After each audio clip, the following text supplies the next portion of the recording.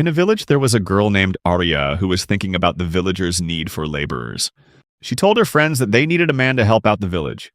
But Miria, another girl, argued that in this country, the villages were full of only girls, and they couldn't handle the heavy work on their own.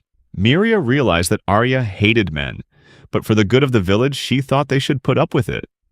A girl named Kiri wondered where they could find these men, because she was sure no one would want to come to such a remote place. Just then, Sui suggested that if they needed men so badly, perhaps they should go find them themselves. However, Arya worriedly reminded them that they were deep in the mountains and searching wouldn't be easy. Suddenly, the girls heard a loud noise from outside. Without a second thought, Arya ran out of the house and looked up at the sky. High above, the girls saw an unimaginable sight, like a shooting star falling nearby. By now, all the girls had run outside and started observing the strange object. Miria thought the light might be a shooting star, while Arya thought it was a flying man. A few months ago, a fierce bear had passed through the forest, terrifying everyone with its roar. The knights, clearly not ready for a fight, faced the bear. The bear wasted no time and immediately attacked the unwelcome knights. The knights couldn't understand why the bear had appeared in this forest. They tried to help their fallen comrades and get them out of danger, but their legs had no strength left to run. Just as the bear was about to wipe out all the knights, a young man appeared in the nick of time. This young man, named Rain Woolfield, quickly took down the bear and stood there as his silhouette emerged from the dust. Rain was glad he had dealt with the monster quickly, because the bear could summon other monsters with its roar. The knights, in a panic, started blaming Rain for arriving late and nearly getting them killed. The squad leader ordered a retreat and to leave everything for Rain to handle, but Rain said it was too late to retreat because the team was already surrounded. The bear had managed to summon many other monsters with its roar. The knights hid behind trees, not knowing what to do and with no intention of fighting. Their only hope was Rain. Rain told the knights not to worry, as he didn't care about the number of monsters. As the monsters roared once more, Rain used his accelerated thinking skill and waited for something. The knights prepared to say goodbye to their lives, while Rain realized there were more monsters than usual today. He even speculated that the number of monsters could be over 100. Rain then used his scout skill to determine the number of monsters around. Next, he activated trajectory detection to wipe out all the monsters in the blink of an eye. Rain continued to activate his magic energy and canceled. Accelerated thinking just as the monster's claws were about to touch his face. Finally, Rain swung his arm and the heads of the bears fell to the ground with the force of a wind blade. The monsters died one by one, completely helpless. In the end, only the scattered remains of the monsters were left on the ground. The knights were stunned that Rain had defeated so many monsters so quickly. To them, Rain seemed like a demon, but generally they didn't care, because now the monsters were dead and had turned into stones. As another monster turned to stone, one of the knights picked it up, incredibly excited, because with this stone, a person could live comfortably for the rest of their life. However, he was quickly reminded that he couldn't take the stone for himself. At that moment, Rain looked around and made sure no one else was nearby. Just then, the knights continued to collect the stones the monsters left behind. They were thrilled that with Rain participating, hunting monsters was like a walk in the park. Meanwhile, Rain had been living in a family of anti-demon sorcerers for 15 years. In reality, Rain had been reincarnated, which greatly surprised him. Previously, Rain was just an ordinary office worker, and the last thing he remembered was drinking alone at home. Rain didn't know if he died from alcohol or for some other reason, as he was only 33 years old. But that didn't matter anymore because Rain had become an anti-demon sorcerer. The anti-demon nobles lived near dangerous places like the Demon Forest or Monster Valleys, and were responsible for hunting monsters to protect the country. However, they were nobles in name only, as Rain had never been treated like a real noble. When Rain returned to the conference room where everyone was waiting, he was praised for his excellent work. The steward of the border army of the Holy Kingdom was sitting and waiting, with his feet up on the table, praising Rain for killing so many monsters. He wanted to reward Rain, pointing to a money bag on the table and saying it was his reward. However, Rain quickly realized the amount in the bag wasn't enough, which angered him. The steward saw no problem and reminded Rain that he only existed thanks to the king's benevolence. He even argued that Rain was already so rich that he shouldn't complain. Rain didn't object, just said that he would be in town if anyone needed to find him. Rain went to town, thinking that he needed to earn more money. It had been a long time since Rain had returned to town. More than a month had passed. When he happened to pass by an acquaintance's house, Rain wondered if this friend was doing okay. Without much thought, Rain decided to visit that friend. The friend, named Zur, whom Rain hadn't seen in a long time, was happy to see him and started asking about Rain's situation since he hadn't been home in a while. Rain sadly replied that he was still doing everything alone. This made Zur sigh and advised Rain to tell him if he needed work, because if this continued, Rain would drive himself to an early grave. Zur knew that Rain always had to fight monsters on missions, while the cowardly knights just stood by and watched. Rain asked Zur if there were any new books, and Zur showed him some books on magic. Rain's eyes lit up. He was amazed by how wonderful and rare these books were. Zur had specifically saved these books for Rain, knowing he would love them. Rain was always fascinated by new knowledge about magic. Even so, Rain always longed for perfection, as there was still so much left to discover in ancient magic. Rain took the books and started reading right there at Zur's place. He realized that the magical language was very similar to the programming language from his old world, so he could understand it easily. Rain was completely fascinated by the books on star magic and creation magic. Meanwhile, Zur was curious about Rain's research on the curse, because he had heard that demon-fighting nobles usually don't live past the age of 40. This made him worried. Zur's words made Rain thoughtful for a moment, but Zur urgently pleaded for Rain to say something. Finally, Rain smiled and told Zur not to worry. However, Zur protested that he couldn't help but worry. Since Rain was already 15 and he wouldn't realize how quickly time flies by the time he reached 40, Zur didn't understand why Rain was taking the curse so lightly. Rain hesitated for a moment because, just as Zur said, anti-demon mages usually don't live past 40 because of the curse. That was the truth. Then, Rain decided to reassure Zur that there had been progress in researching the curse. However, if there was any information left from the mage's ancestors, he would feel more at ease. Rain also noticed that Zur seemed sad today, so he asked him why.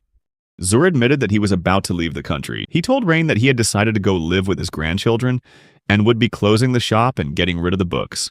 Rain was very happy that he had bought all the books from Zur.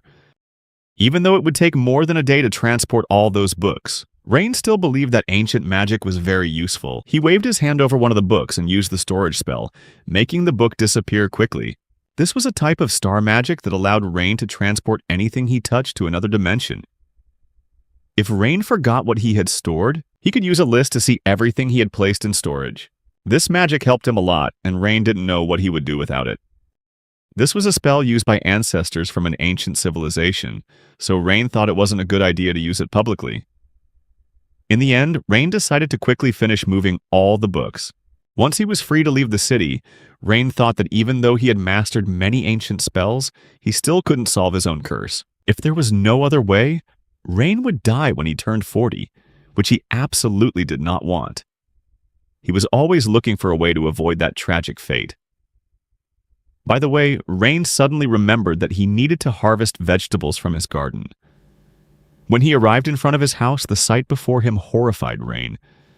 A horse-drawn carriage was parked right in the middle of his vegetable garden, and the horses were eating vegetables from his greenhouse. Furious, Rain ran up to the horses and ordered them to stop eating his vegetables, because they had no idea how hard he had worked to grow them, but obviously the horses didn't care. Just then, someone violently stabbed a sword into the ground right in front of Rain. Rain was furious, but the knight leaning on the embedded sword calmly said that Count Runnenford was present, and outsiders were not allowed to enter. Rain angrily declared that this was his house, and their horses had eaten his entire crop, so they would have to compensate him. However, the knight said he was just escorting the Count. At that moment, the uninvited Count appeared, walking out of Rain's house with a smile on his face. He called Rain's son and said their conversation should be saved for later, as Rain had been summoned by the king and should prepare quickly. Rain was stunned to hear himself called son, which meant this man was his father, even though this was the first time Rain had ever seen him. Even so, Rain still didn't understand why the man had come looking for him. The Count noticed Rain's immense surprise, but suggested they discuss it later, because Rain's fiancée, whom he knew nothing about, was waiting for him in the capital, and she was none other than the princess of this country, Mistress Amelia.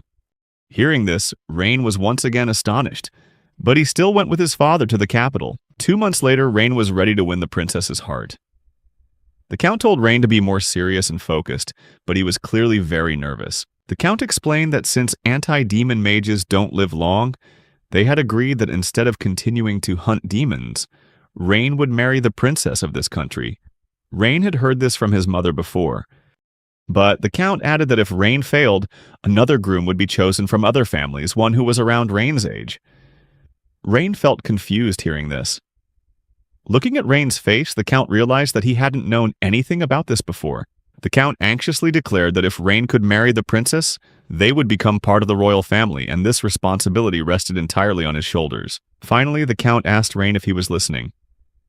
Rain smiled and replied that he was. The Count was excited at the thought of becoming more than just a Count, and told Rain to thank his mother for bringing him into this world. In the end, the Count said that he believed in Rain, but these words only made Rain even sadder.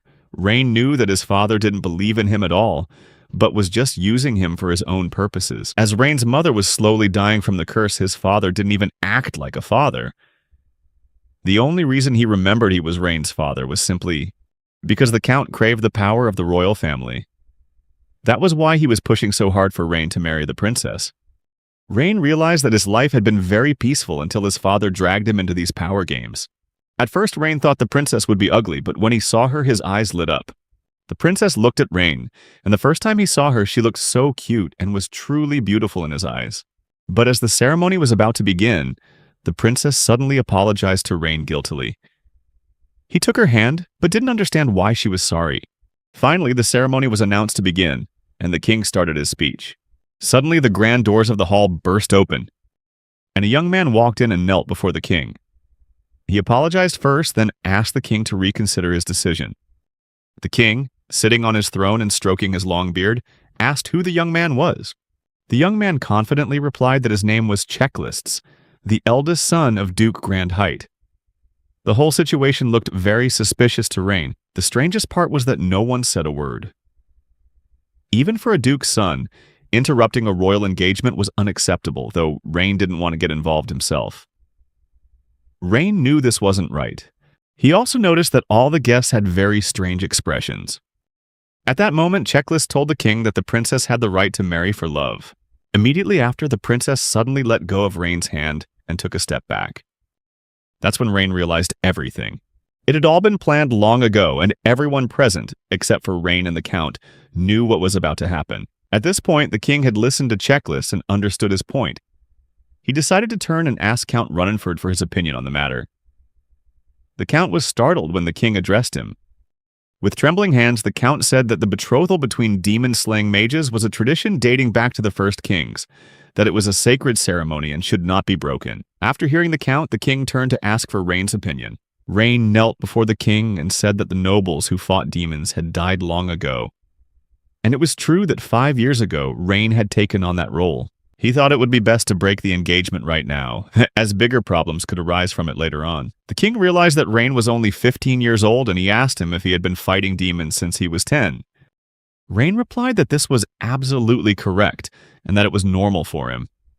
However, the guests began to whisper among themselves, thinking that Rain was saying something absurd. Even elite soldiers didn't always survive in the demon forest, so they didn't believe a boy like Rain could kill demons. Noticing the doubt from the guests, the king asked Rain to explain how he dealt with demons. Although Rain didn't understand why others were so interested in this, he decided to share and give a demonstration at the same time. Rain said that he used a spell called Windblade.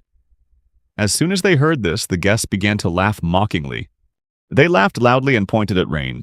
Even the king chuckled upon hearing about this spell. Windblade was considered a weak spell, not strong enough to kill demons, and almost everyone possessed it. But Rain didn't understand why everyone was mocking it. Rain believed that if developed properly, the Windblade spell could become many times stronger and consume less mana. At that moment, the king announced that he had made his decision to immediately annul the engagement. These words took Rain by surprise. However, the king explained that he had long wanted to abolish this tradition, which was established by the first king. He thought that dealing with demons using only a basic spell like Windblade wasn't even funny as a joke. At this point, the Count realized the terrible situation and tried to say something, but was too stressed to get the words out. The knights approached and asked him to leave the party. In the end, the demon-slaying nobility was abolished, and the Count and Rain were kicked out of the ceremony. The Count blamed everything on Rain and disowned him. In short, he abandoned Rain. From then on, Rain became a commoner after his father threatened that he was never to see him again. Now, no matter what Rain said, nobody cared. Through this lesson, Rain realized one thing. This world is not an easy place to live. He lay carefree on the grass, realizing he had suddenly become unemployed. Rain didn't understand how he could survive in the future, as he wouldn't be able to support himself with just a small garden. There were no jobs in other countries either, and who would hire a homeless person? These unpleasant thoughts kept swirling in Rain's head. Then, Rain thought about becoming an adventurer with his demon hunting experience. However, he realized that after what had happened, they wouldn't accept him. Suddenly, Rain had a new idea. He stood up and decided to leave the country. He had thought about this before, but couldn't do it because the demon-slaying nobles were forbidden from leaving the country. But now, Rain could do whatever he wanted. Rain started to think of a plan. He realized that walking would be very difficult, and decided to try flying into the air by using a spell to compress the air at his feet, creating thrust like a rocket. After some preparation, Rain was ready with enough supplies for a few days. He protected his body with an enhancement spell and reduced air resistance with a wind defense spell. Now, Rain was completely confident that everything would be fine. Without hesitation, he began to execute his plan. In the blink of an eye, Rain shot into the sky like a bullet, even touching space for a few seconds. Rain considered this a great success because he had found a way to travel quickly. He could go anywhere he wanted with a jump like that. The only remaining problem was that he didn't know where he was going. However, as he began to fall, Rain realized he hadn't thought about how to land. He floated in the air, cursing himself for not considering that he could fall from this height. But the more important thing was to find a safe place to land. He flew over populated areas and realized he couldn't land there. Rain realized he needed to find a forest or a mountain to land in. He tried to use wind magic to change his direction, but realized he was falling too fast and couldn't control it. In this situation, Rain understood that main characters usually muster all their willpower to act, but he didn't want to die at all. Finally, Rain landed in a forest, the very same forest that Arya and her friends had seen when Rain flew by. The group of girls felt they needed to go into the forest to check what had fallen. Arya wanted to go alone, but the other girls wouldn't let her go by herself because it was too dangerous. Finally, one of the girls sitting in a tree spotted what they were looking for. Arya was delighted with this news and asked where they should go. She received the answer that they should go to the demon forest where Rain was. As the girls walked through the forest and saw the massive destruction, they wondered if it was dangerous. After all, if someone had caused so much damage to the forest, the monsters might go berserk. Arya thought the girls were right and suggested returning to the village to plan a defense. But suddenly Sui called out to Arya and pointed ahead. Arya went over to ask what was wrong, and Sui replied that someone was lying over there. Just then, Rain woke up and realized he was still alive. He was lucky he'd used a body enhancement spell. Otherwise, he probably would have died. However, his head was still spinning and he couldn't get up. Had he run out of mana? Just then, Arya approached and asked Rain if he was okay. The other girls also gathered around, staring at him intently. Kiri asked if he was still alive, while Lynn decided to ask Rain directly if he had survived, because anyone who fell asleep in the demon forest would surely die. Hearing the words demon forest, Rain immediately became fully alert. He sat up and worriedly asked where he was. The answer was that he was in the kingdom of Astra. Rain then asked, "Who are you guys?" Kiri explained that they were from a nearby village. Rain had never heard of the Astra Kingdom. Just then, Lynn tried to ask Rain where he was from, but he was lost in thought and felt threatened. He warned the girls that they needed to run immediately because monsters would be appearing soon. But it was too late to escape. A demon wolf appeared on the hill. Arya panicked when she saw the monster, wondering how it had appeared so quickly. Miria yelled that they had to leave right away because a whole pack of demon wolves was coming. Rain decided to use a scout spell and realized that he and the girls were surrounded by too many monsters. Rain realized that with his current mana level, he only had enough strength to use Windblade once and wouldn't have the energy for anything more. At that moment, Arya angrily asked Rain what he was doing and told him he had to run away immediately. But Rain insisted that he would clear a path so everyone could escape. Arya disagreed, arguing that Rain couldn't handle the monsters alone. However, Rain had no intention of discussing it further. He simply told everyone to get on the ground if they didn't want to die. Although the girls started asking questions when Rain ordered them to get down, they obeyed without hesitation. Finally, Rain began to chant the spell Windblade, and in the blink of an eye, all the surrounding demon wolves were defeated. Exhausted, Rain had to be dragged back to the village by the girls. Kiri was incredibly impressed with Rain, even as she was dragging him, because he had single-handedly defeated so many demon wolves. Arya, who was dragging Rain by his other leg, added that he had passed out right after defeating the monsters. However, Kiri couldn't believe Arya's wish had actually come true. After all, she had just seen a shooting star and wished for a man, and now the girls were dragging a guy back to their village. Arya, both angry and embarrassed, protested that it wasn't like that. She argued that they needed Rain for the good of the village, and that she only saw him as a laborer.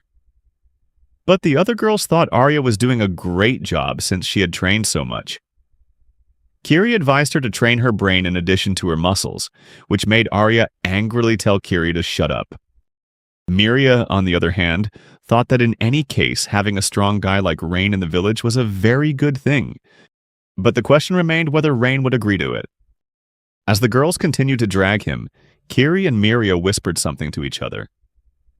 Arya noticed and gave them a scornful look. Kiri simply reminded Arya that first impressions were important, causing Arya to stammer that she knew that already. Finally, Rain woke up. His first question was where he was.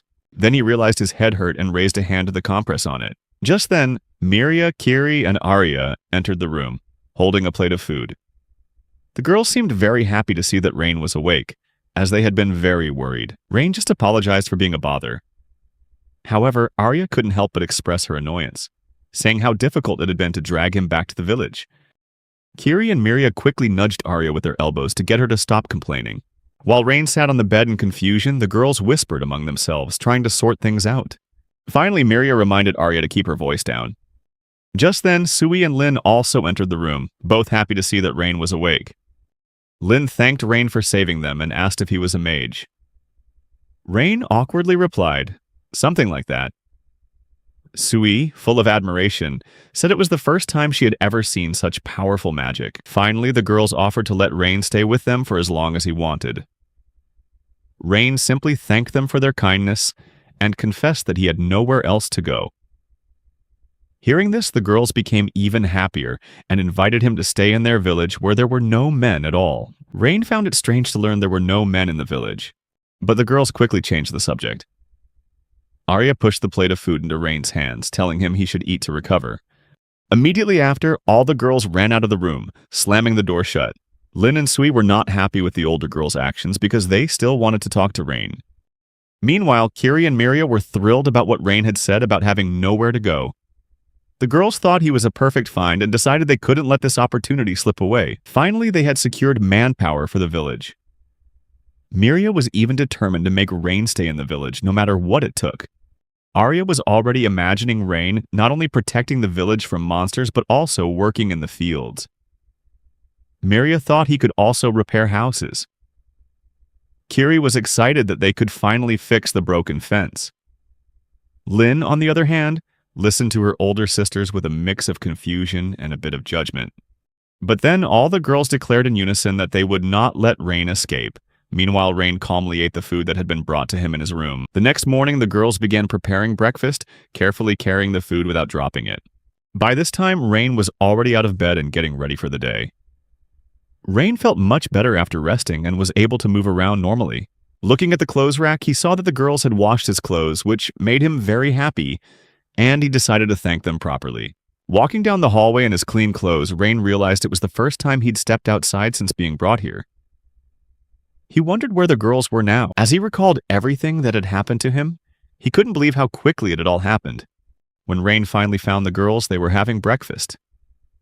Arya was the first to ask if he was feeling better, while Miria wished him a good morning. Meanwhile, Kiri was telling Lin not to chew so loudly. Kiri then invited Rain to sit at the table and make himself at home. Rain didn't refuse and sat down next to Kiri. Lin, her mouth full of food, thanked Rain for saving her yesterday. This angered Kiri, who lightly smacked Lin on the head and told her to finish chewing before talking. Lin quickly swallowed her food and, upset and teary-eyed, asked why Kiri did that. Kiri replied irritably that Lin shouldn't talk with her mouth full. She added that Lin wouldn't be getting any more rice today, which outraged Lin.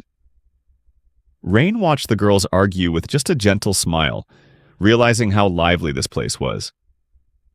Miria returned Rain's smile, saying it was all thanks to him. Miria recounted that they had never thought someone could fall from the sky before, which was why they decided to check it out.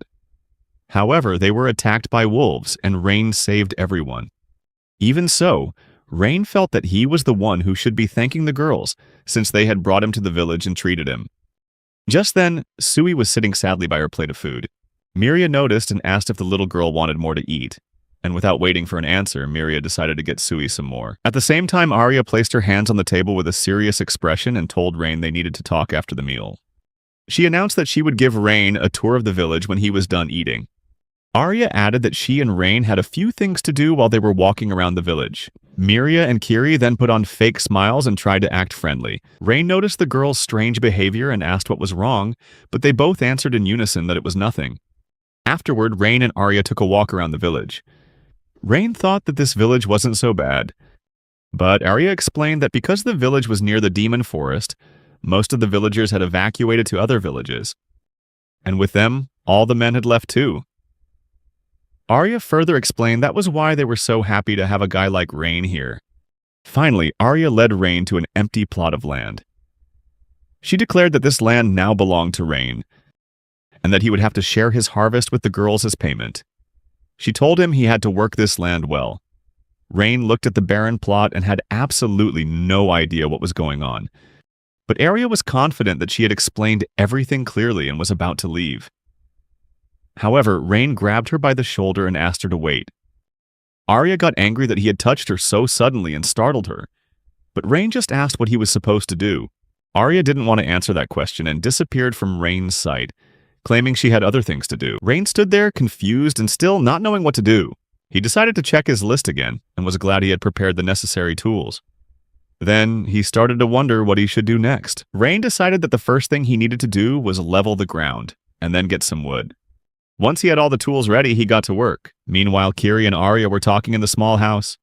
Kiri was annoyed that Arya had left Rain alone. She couldn't understand what Arya was thinking at that moment.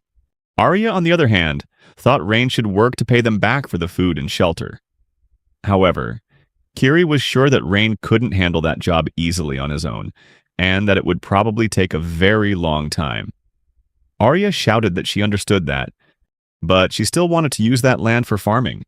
Kiri decided to deal with that later, and reminded Arya that they should be as friendly as possible to Rain, so he would agree to stay in the village. Kiri grabbed Arya's cheeks and stressed that Arya shouldn't be so harsh right from the start, but instead show maximum friendliness.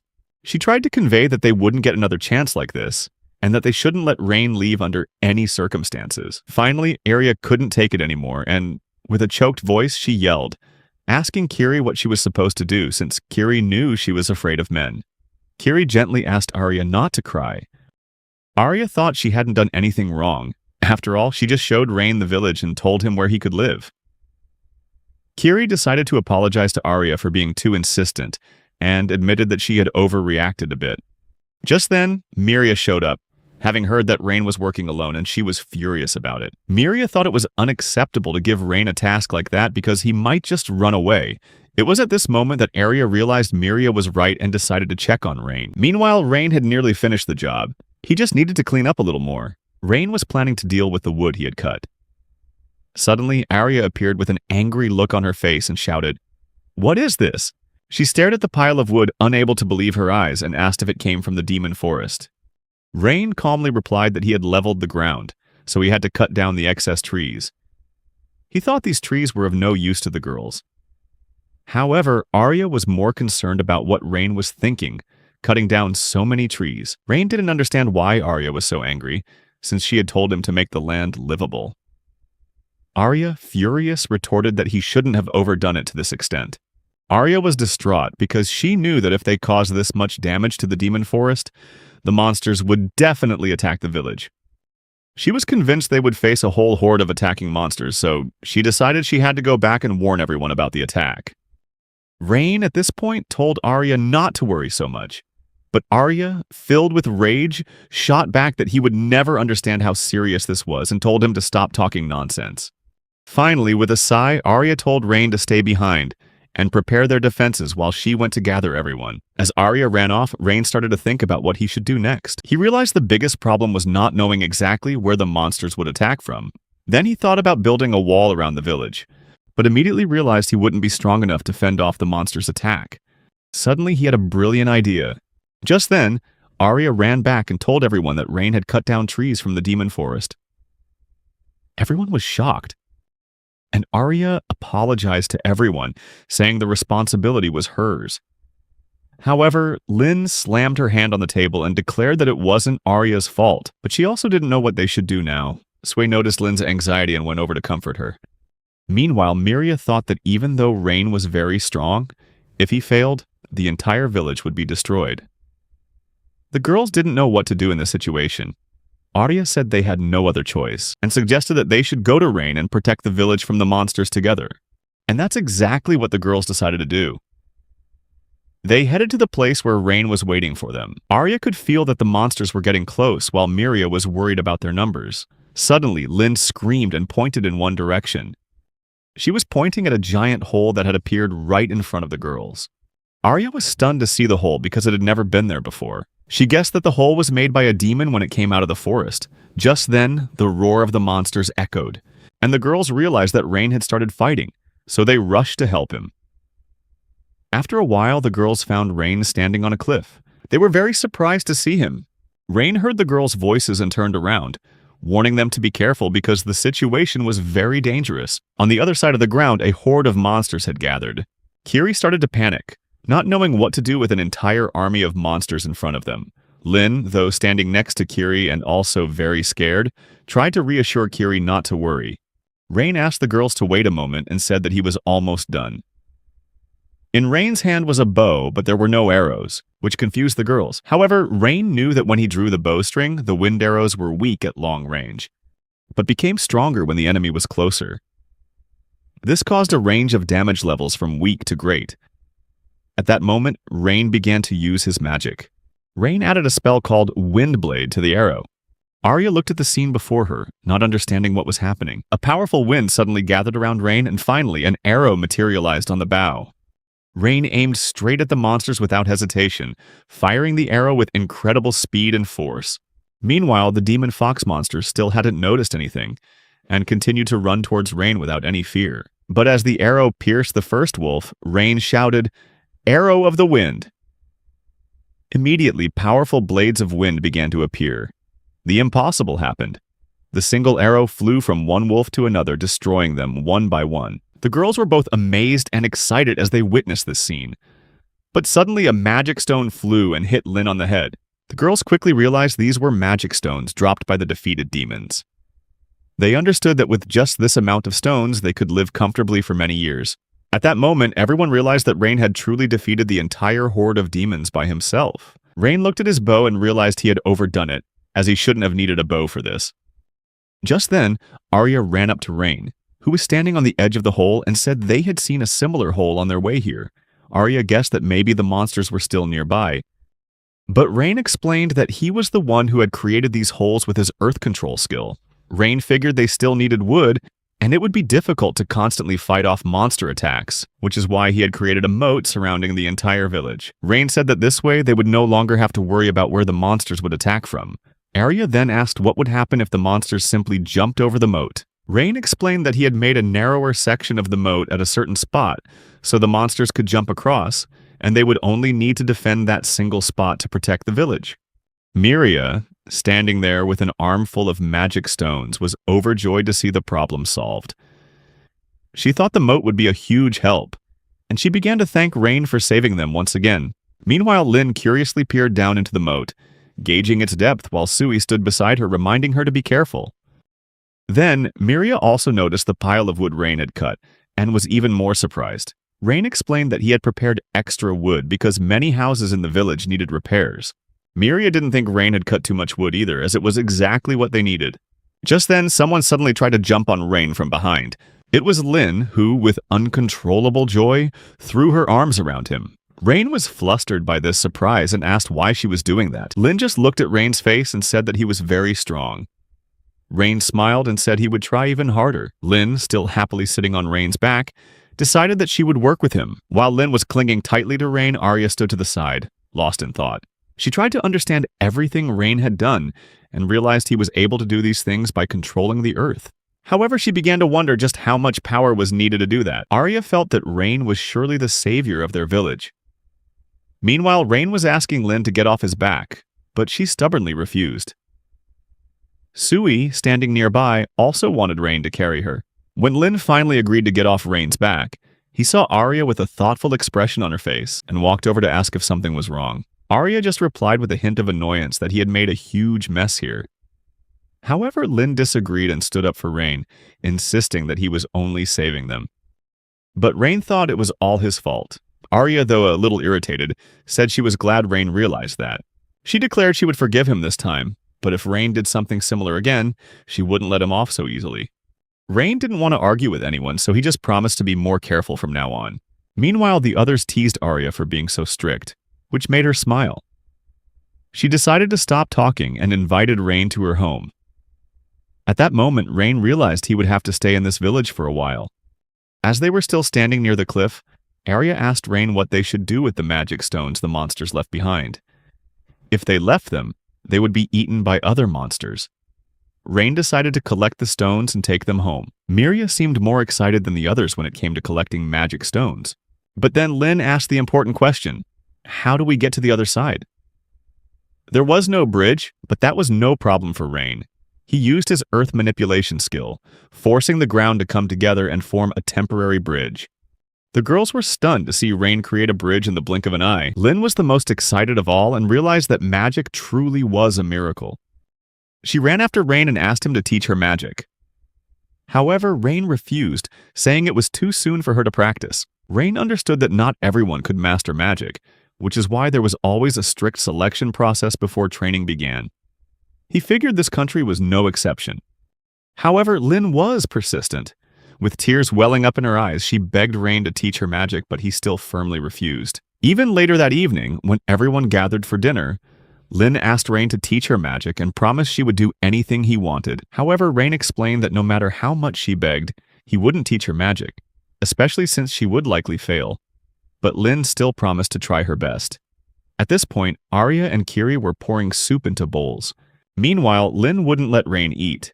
She climbed up and sat on his lap. Even though Rain asked her to get down, Lin continued to sit on him and plead with him to teach her magic. Rain was also quite surprised that Lin could sit on his lap so easily, even though she was a girl. But Lin didn't think it was anything to be ashamed of, because to her, Rain was like a big brother. Finally, Kiri couldn't take it anymore and intervened. She took Lin's face in her hands and politely asked her to let Rain eat in peace. At last, Lin got off of Rain. Kiri immediately apologized to him and added that he could now eat his dinner in peace. Lin, however, was sent to her room by Kiri, and though she protested that she hadn't eaten anything, Kiri didn't care since Lin had been sitting at the table without touching her food. Lin shouted that this was so unfair. After a while, all the plates were empty. Rain helped Kiri with the cleanup and she apologized and thanked him for it. But to Rain, it was no problem at all.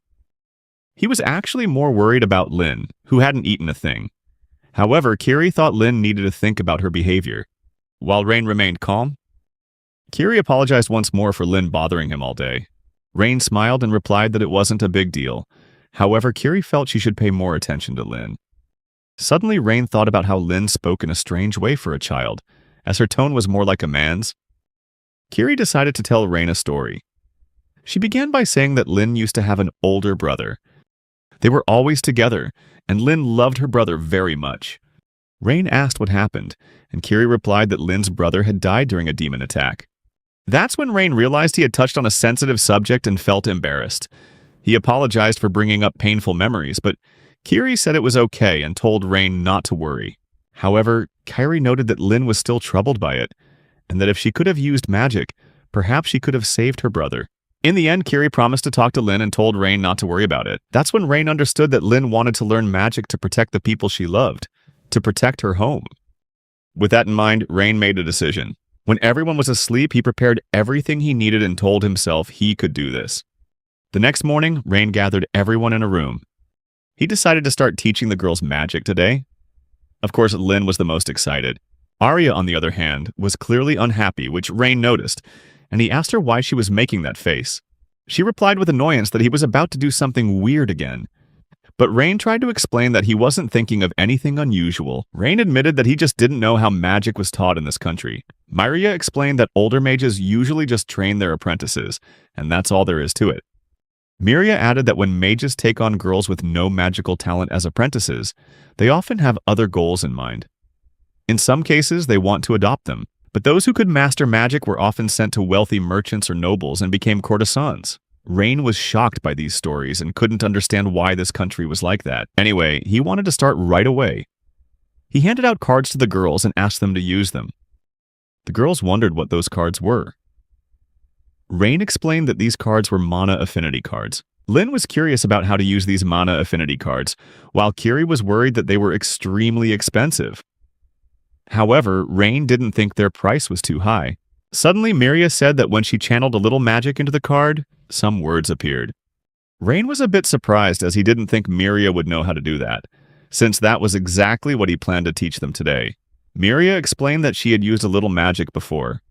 Rain explained that the mana affinity card would show the element the user was attuned to. Rain believed that everyone has a talent for a specific element, and thanks to these cards, they could find out which element suited each of them. Lin looked at Miria and realized she was good with light magic, so she wanted to try and find out her own element.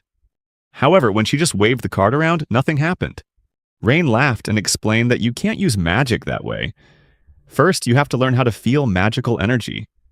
Lin was disappointed that she couldn't do it right away.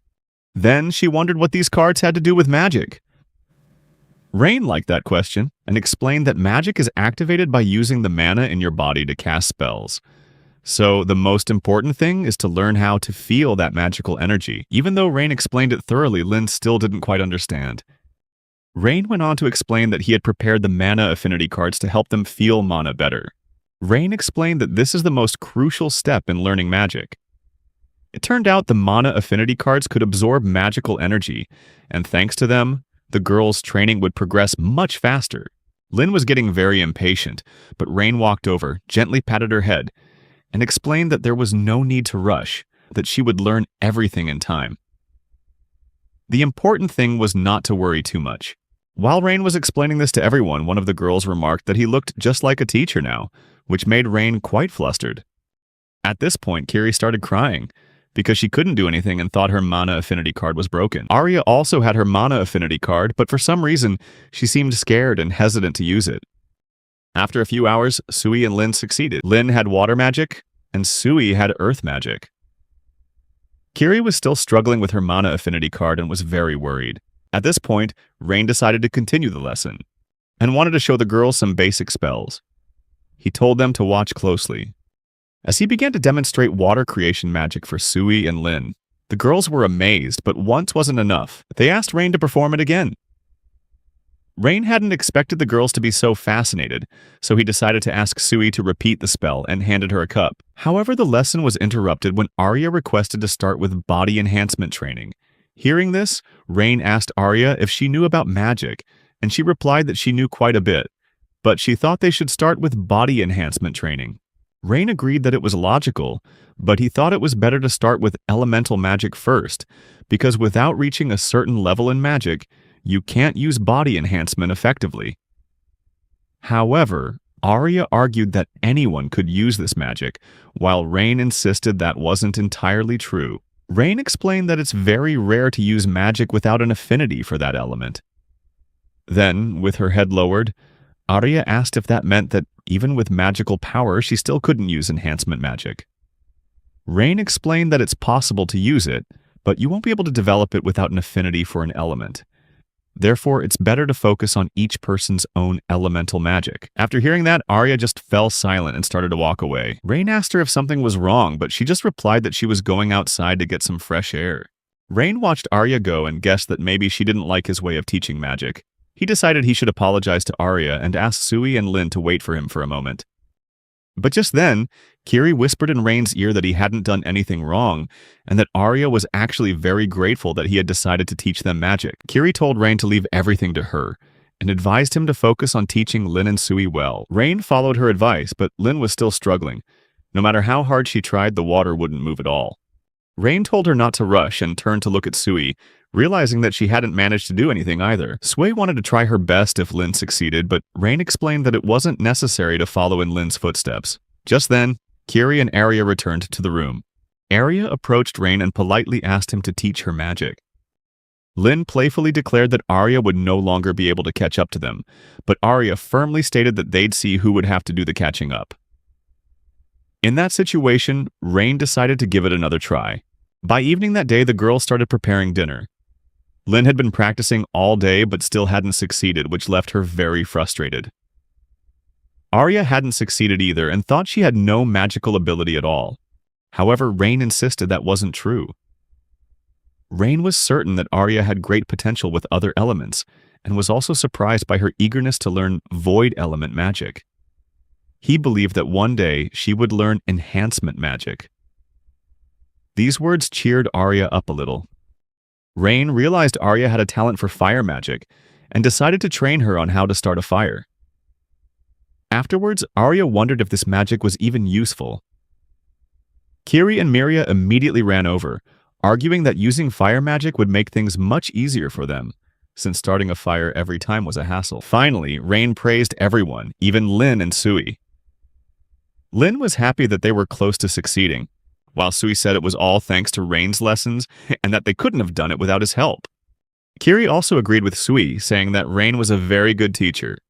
She admitted that before she couldn't understand anything, but Rain explained it all very clearly. However, Rain felt like he hadn't done anything special. Arya also thought Kiri was right. In the past, Arya had practiced with her own master, but she was never successful. She used to think she was a void element user, but now she knew that wasn't true. Kiri reminded Arya that at first, she didn't even want to listen to Rain. Arya immediately apologized, admitting that she understood everything clearly now and was very willing to learn from Rain. Rain was just happy that he could teach the girls something. Lin declared that she wouldn't lose to the others and decided to use her earth manipulation magic right on the kitchen counter. Although Rain tried to stop her, it was too late. With her power, Lin filled the entire kitchen with dirt. Rain explained that this happened because she had poured too much mana into the spell, and that it wasn't something she should do. Lin gave an awkward laugh and apologized to everyone, but it was too late.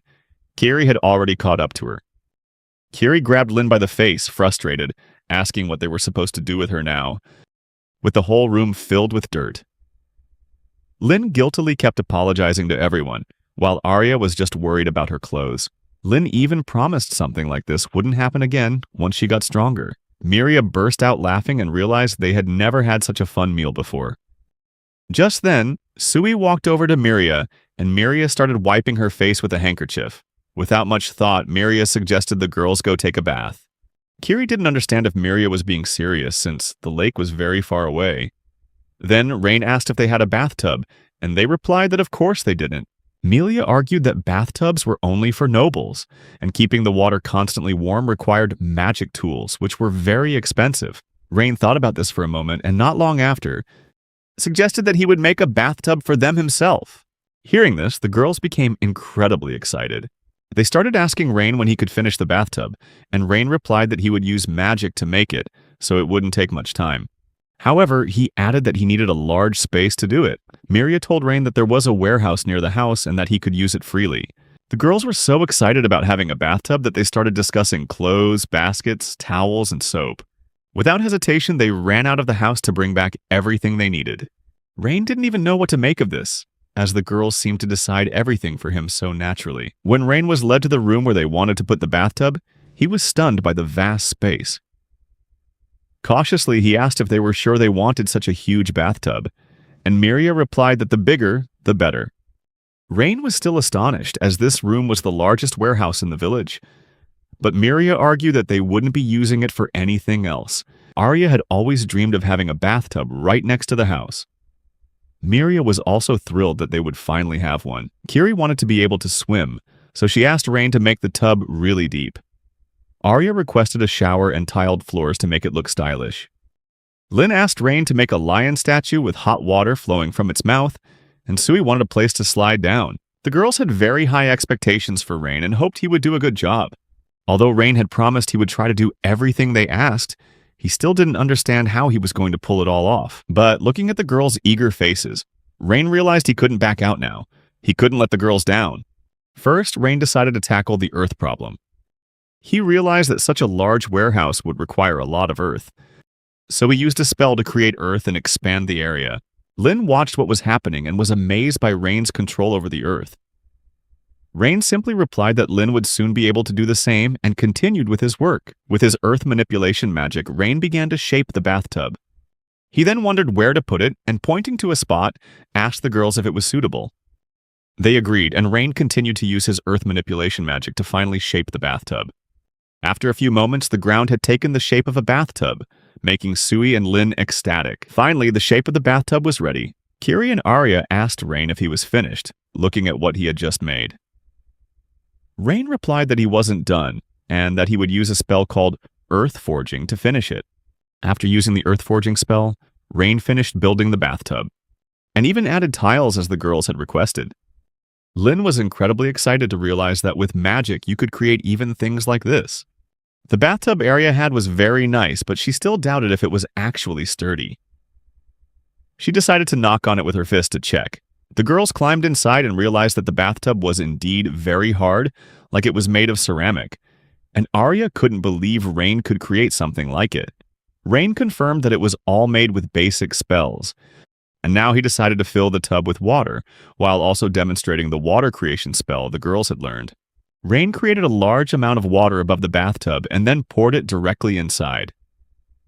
The girls were thrilled to learn that even this could be done with magic. Finally, Rain touched the water with his hand and used a heat spell. The girls immediately tested the water and were surprised that it was warm. They wondered if magic had any limits. Rain, meanwhile, decided to continue building outside and let the girls enjoy the bath. As Rain left, the girls quickly took off their clothes and climbed into the tub. They couldn't believe they now had their own private hot bath. Suddenly, Lin noticed the lion statue she had requested, but it looked more like a flower. Still, Sui thought the idea was very unique. Meanwhile, Rain stood outside and heard the girls' conversations, feeling happy that they liked his work. Then, Rain decided to add more soundproofing and make the walls thicker. At that moment, the conversation between the girls started to take an unexpected turn. They began talking about each other's chests. Rain heard this and felt awkward. Kiri, meanwhile, declared that big breasts only caused one problem, which was making her shoulders constantly stiff. She said that if she could, she would give her breast to Arya. Hearing this, Arya was shocked, as she thought big breasts just got in the way. Kiri didn't like these words, so she started groping the girl's chest to help them get less in the way. Arya blushed and demanded Kiri stop pulling on her chest. Kiri was sure that Rain would like her breasts, and a blushing Arya protested that there was no reason for her to show her chest to Rain. At that moment, Rain, standing outside and hearing everything, collapsed in embarrassment and clutched his head, wondering, why is it always me? He started convincing himself that he hadn't heard anything and didn't care at all. To distract himself, Rain tried to create some drawings and forced himself not to think about what he had just heard. But no matter how hard he tried, he failed. The girls' conversation continued as they discussed someone gaining weight and their chest bouncing. Rain, meanwhile, forced himself not to listen to anything and just focused on building the wall. Finally, the girls finished showering and started changing clothes. Kiri confidently stated that Rain wasn't that kind of person. She insisted that he was definitely a good person and someone they could rely on. Arya hoped Kiri was right. Meanwhile, Miria, while brushing her hair, added that she also thought Rain wasn't a bad person. Arya indignantly reminded them that Rain was just their employee and nothing more, but they just told her not to get angry. A little later, the girls went outside to enjoy the cool air after their bath. Meanwhile, Rain was muttering to himself, convincing himself that he hadn't heard anything while he was plastering the wall. Then, Arya came closer and heard him saying something, so she asked what he was talking about. But Rain didn't react. The girls just wanted to tell him that he could take a bath now too. When night fell, the forest erupted into chaos. The monsters awoke and came out to hunt, but something was wrong. Suddenly, a monster's head was chopped off and fell somewhere into the bushes. The remaining wolves immediately howled at the moon. The next day, Arya thanked Rain again for the new bathtub and asked him to work hard for the sake of the village. Rain wasn't too thrilled with that suggestion, as he was exhausted. Kiri suddenly remembered and asked Arya when she was going to register Rain as one of their villagers. Rain didn't understand why registration was necessary and asked the girls about it. Miria reminded everyone that only men could register new people in the village, but Arya had done it before. The moment it was mentioned that the village was near the demon forest, everyone immediately refused the registration. Rain understood why, as the forest was incredibly dangerous. Even 100 soldiers wouldn't be enough to handle it. Naturally, no one wanted to take that risk. The girls started urging Rain to go and register their names. They told him that now, he was the only one they could rely on. Arya said that Rain just needed to go to the city hall to register, and they would handle the rest. Rain agreed, but planned to go later, because first he wanted to find people to work for the girls. He admitted that he had only arrived here by chance, and once the demon forest was peaceful again, he would leave. Lynn was very sad about this, because if Rain left, there would be no one left to teach her magic. But Rain reassured the little girl, promising to teach her everything she needed to protect the village, but explaining that he couldn't stay forever. Kiri also got angry at his decision and asked Rain why he wanted to leave. Rain didn't know how to explain it to them. Arya, on the other hand, seemed to accept it, saying that Rain had already done so much for their village that it wouldn't be fair to force him to stay. But Kiri kept pestering Rain about what he didn't like about their village. Miria sided with Arya, and Kiri finally let it go, deciding to go along with the others. Arya then warned Rain that it would take about a week to reach the city hall, so it was best for him to leave soon. After some time preparing, Rain was ready to set off. Arya decided to go with him. She put on a warm coat and looked at Rain, asking if he'd really be okay in his clothes. She mentioned it would be very cold on the road, but Rain reassured her, saying he was using a type of magic called wind protection. Arya was surprised by this claim, as she had never heard of that kind of magic before. Rain decided to show her. He raised his hand towards Arya and spoke a few fitting words. After a moment, Arya felt that she wasn't cold anymore. She realized the magic was protecting Rain from the biting wind. On the way, Arya mentioned that the area near the demon forest has a warm climate, but they couldn't forget they were in the north, where it's usually very cold. She recounted how every time she went to the town hall, she felt freezing, but now, thanks to Rain and his magic, she no longer feared the cold. Rain just smiled, happy that he could help Arya. At that moment, Arya admitted that she felt Rain's magic was practically omnipotent. She thought that no matter what country Rain went to, he could become a savior. But with his head bowed, he realized that things used to be very different. He told Arya how he was often ridiculed for his magic, and never once received any thanks. Rain also confessed that he only ended up here because he was kicked out of his home, and now he has nowhere else to go. Hearing this, Arya was quite surprised. She suddenly realized that Rain was a lot like her. In this country, a person's status depends on their magical ability, and if you don't have magic, you aren't even treated like a human being. When she was young, Arya was summoned to her father's office. He had heard that Arya couldn't learn magic, despite trying with the most famous royal mages. He decided that someone as mediocre as Arya was unworthy of the Framia name. Her father declared that Arya had lost the right to bear the family name and kicked her out of the house, not caring where she would go or how she would live. After hearing Arya's story, Rain's eyes filled with sympathy, but Arya asserted that this village had become Rain's home, and all the girls were members of his family. Rain now understood Arya, and was even a little envious of her. She added that Rain could stay in their village forever. However, just then, Rain cut her off and told her to be quiet. He saw monsters up ahead and immediately warned Arya. Arya didn't understand why the monsters were appearing, since they never left the demon forest without a reason. Just then, Rain noticed that the monsters seemed to be afraid of something. In an instant, the wolves began to howl, and the sound made Arya cover her ears. Then the wolves started moving somewhere, all while growling menacingly. Arya, confused, decided to ask Rain what was happening, but Rain just urged her to get back to the village quickly. Rain warned that trouble was likely coming. Arya didn't understand what had made Rain so tense. Rain explained that when the forest is damaged, it accumulates magical energy to heal itself, and monsters can absorb that energy. However, this time, something else had absorbed the rest of the mana and was now residing in the forest, terrifying all the other monsters. This meant a very powerful demon had appeared near the village. Arya understood that Rain was implying a very powerful demon had appeared near the village, and she decided they should head back immediately. However, they were already halfway there. Rain noticed Arya's panic and told her not to worry. He lifted her into his arms and told her to hold on tight. Arya wasn't prepared for this and wanted to ask Rain to slow down, but he advised her not to talk much to avoid biting her tongue.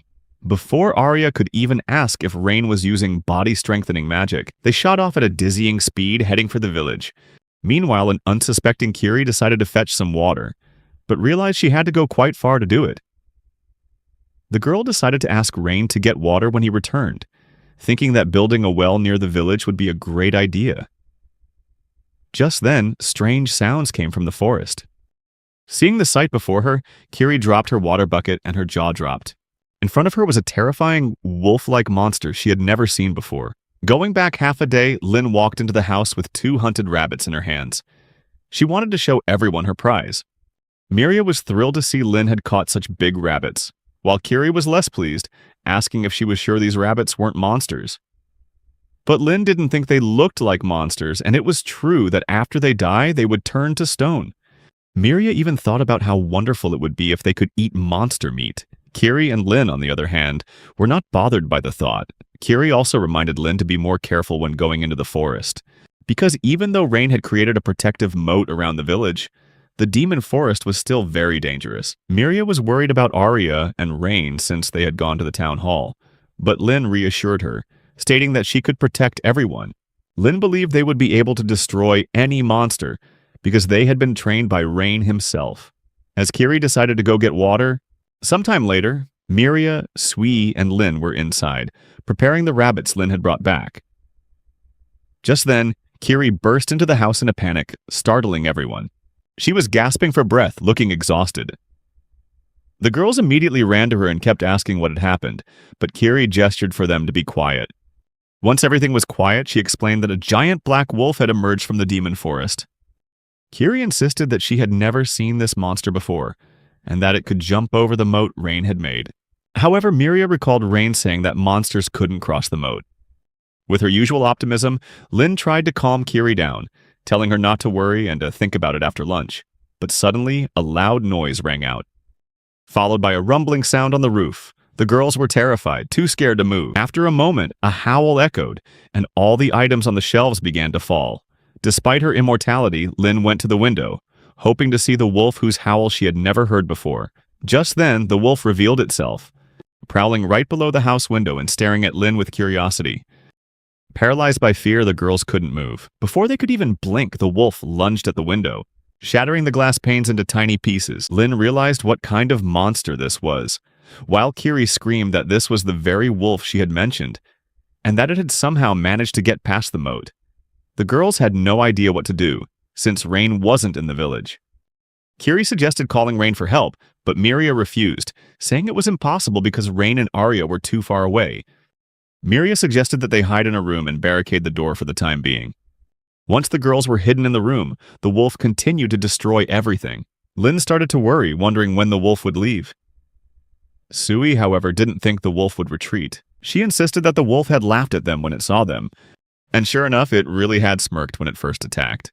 Lynn began to wonder if they could defeat the wolf the way her brother, Rain, had, but Kiri told Lynn to stop thinking like that and to focus instead on how to survive until Rain returned. Just then, Miria said she remembered something important. She claimed that Rain had left them special artifacts for a situation just like this. Everyone was thrilled at this news, praising Rain for his thoughtfulness. Lynn immediately asked where the artifacts were, and Miria replied that they were in Rain's room. At this, Lynn cheerfully suggested they hurry, get the artifacts, and defeat the monster. Without hesitation, all the girls ran into Rain's room and started searching for the artifacts Miria had mentioned. Kiri said worriedly that they needed to find the artifacts as soon as possible and asked Miria, who was standing by the door, to come inside and help them search. But Miria had other plans. She stepped out of the room and locked the door from the outside. The girls inside realized what was happening and immediately demanded she open it. However, Miria just told them to stay inside and not to come out until everything was quiet. Kiri realized that Miria intended to be a decoy for the wolf. She started pounding on the door, begging Miria not to do something so reckless. But Miria just told Kiri to take care of the others. Then, the girl ran towards the front door, shouting back at her friends not to stop her. Meanwhile, Lin argued that they needed to find a way to get Miria back. At that moment, Miria walked through the ruined house, terrified. She'd heard before that carnivorous monsters were very different from normal animals. When they attacked villages, not even the bones of those they killed were left behind. Miria didn't know if that was true, but she believed Rain would be able to handle everything. Miria thought there was only one way. She hoped the beast would be satisfied with just her. And though she didn't have much faith, she still believed that if her hunch was right, the others would be saved.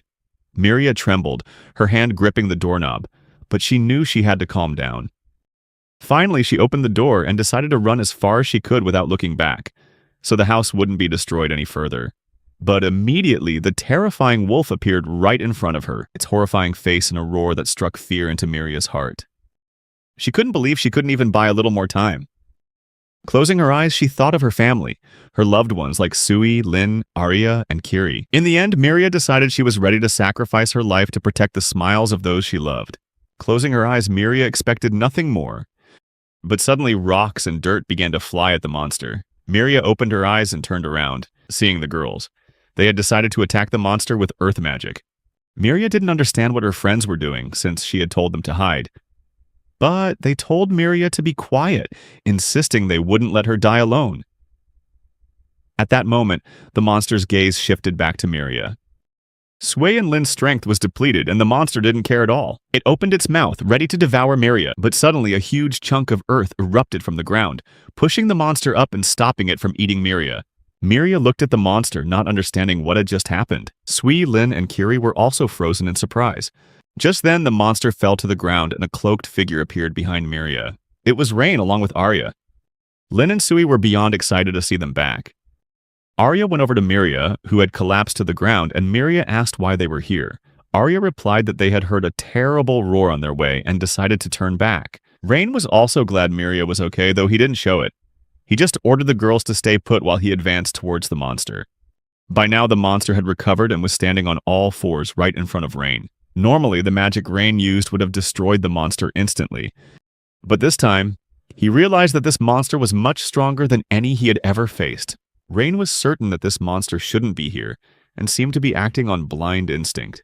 Looking at its claws, Rain guessed that the monster might be trying to run away, but he knew it was useless. Rain was determined not to let a monster like this escape his grasp. He realized the monster felt it had no chance of survival, and there was only one option left for it. Deciding to gather all his strength, Rain unleashed a powerful spell to destroy the monster. When the monster bit into his shoulder, it quickly realized it couldn't hurt him.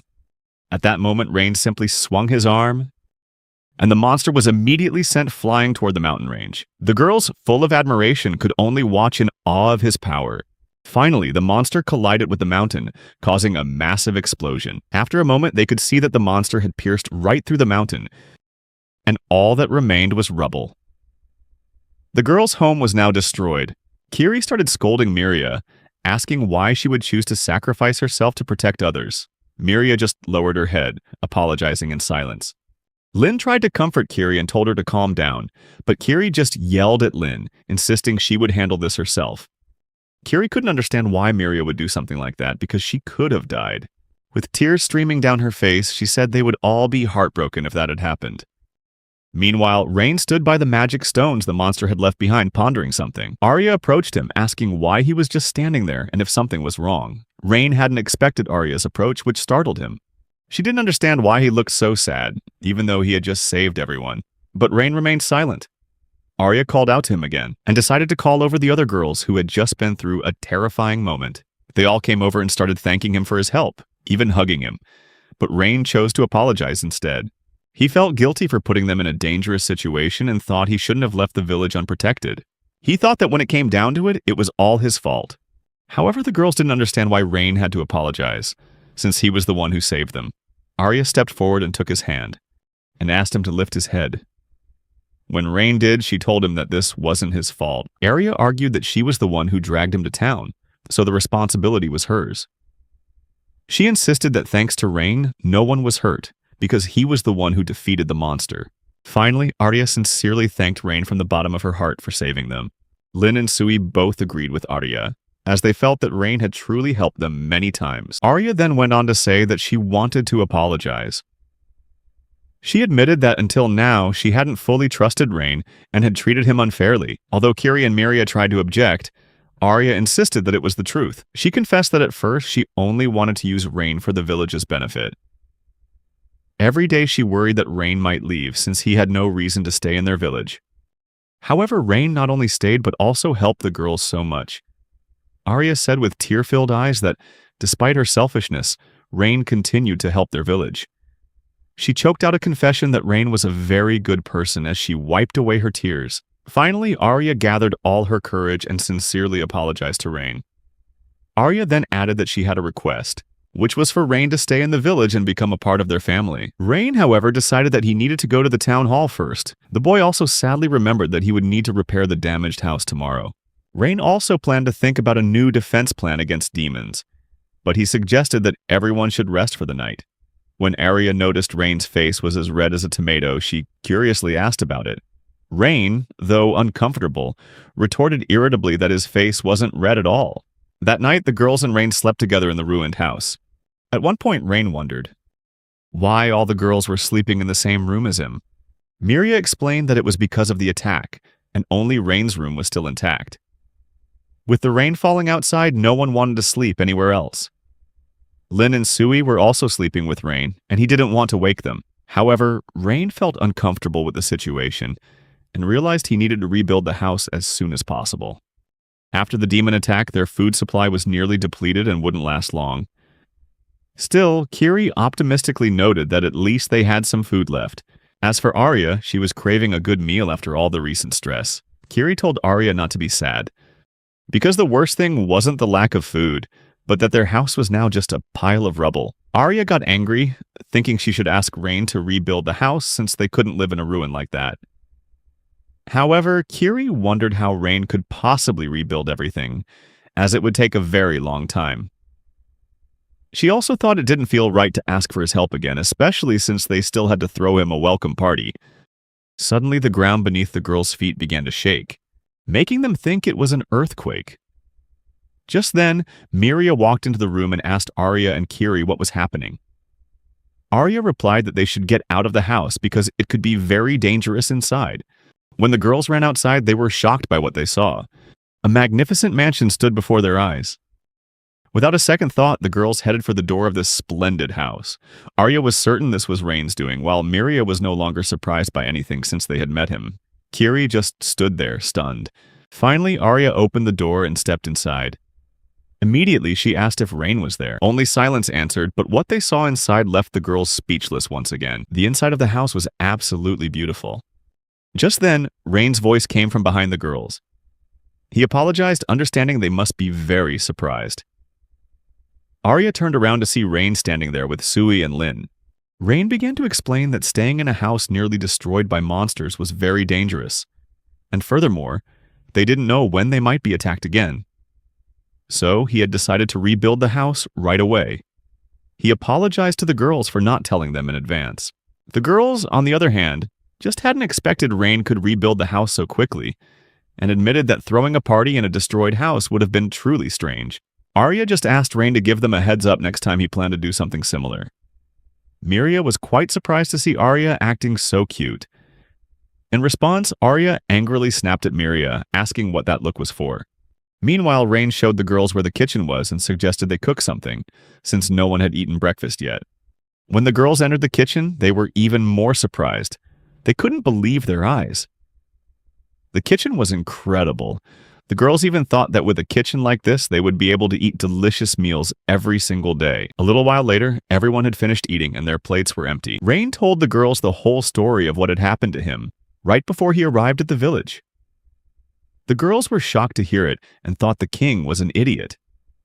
However, Rain told them it was all in the past and advised everyone not to dwell on the bad things. Kiri grew furious hearing how unfairly Rain had been treated and declared she would destroy the country he came from. Rain quickly urged everyone to calm down. Arya pointed out that every country has bad people, and their own village was no exception. Arya confessed that she had been very rude and apologized to Rain once more. At some point, Rain felt the atmosphere grow heavy. Suddenly, Arya broke the silence and asked Rain if all this meant he had come to another country to start a new life. She thought that if that were the case, Rain could stay and live in their village. Rain told Arya not to worry. He admitted that he really liked their village. After all, everyone in his old country just looked for excuses to slander him, with the exception of a single person who was genuinely kind to him. However, the girls had accepted him as part of their family. The boy said that was enough to make him happy, just as long as they could eat good food and laugh together. But before Rain could finish, Kiri lunged at him, tears streaming down her face. She hugged him tightly to her chest, feeling sorry for everything he'd been through, and told him it was okay to cry. But all Rain could feel was pain and he couldn't breathe. Just then, he remembered there was something else he wanted to ask the girls. He was curious why there were only girls left in the village. The question took the girls by surprise. They looked at each other for a moment and then decided to tell him. The girls explained that more than half of the men in the village had died during the demon attack. The remaining villagers, fearing another attack, decided to leave. That's when the tragedy occurred. Some of the men plotted to steal the village's food supply and escape in the middle of the night. Arya explained that was why she couldn't trust Rain right away. Rain understood, saying anyone would be cautious with a stranger. Just then, Lynn cheerfully appeared and began to praise Rain for the beautiful, sparkling house with its many rooms and even a second floor. Kiri realized Lynn was being mischievous again and was about to scold her. But Lynn admitted she was just bored of all the serious talk, and to avoid getting hit by Kiri, she yelled out her catchphrase, "I'm against violence." Rain then suggested giving the girls a tour of the house. He had put a lot of effort into it, so he wanted them to appreciate his work. They started down the hallway, looking into each room and constantly praising Rain's craftsmanship. He explained that he'd made the house bigger to create more rooms, so that each of the girls could pick one they liked. The girls were amazed by Rain's talent and realized just how incredible magic was. Then, Rain led Miria to the changing room, and from there, they entered the main bathroom. Miria was astonished when she saw the bathtub. Rain explained that he had renovated it because the old one had too many flaws. When Rain returned to the living room, Lynn cheerfully greeted him and asked to see the second floor. When everyone got to the second floor, Rain told them he had added 2 rooms upstairs. The first room was a library, news that affected Sui and Lynn quite differently. Sui was incredibly excited, while Lynn was clearly not a fan of books. Rain explained that the library had many books about learning magic, all of which were already on the shelves. Hearing this, Sui decided she was going to live in the library from now on.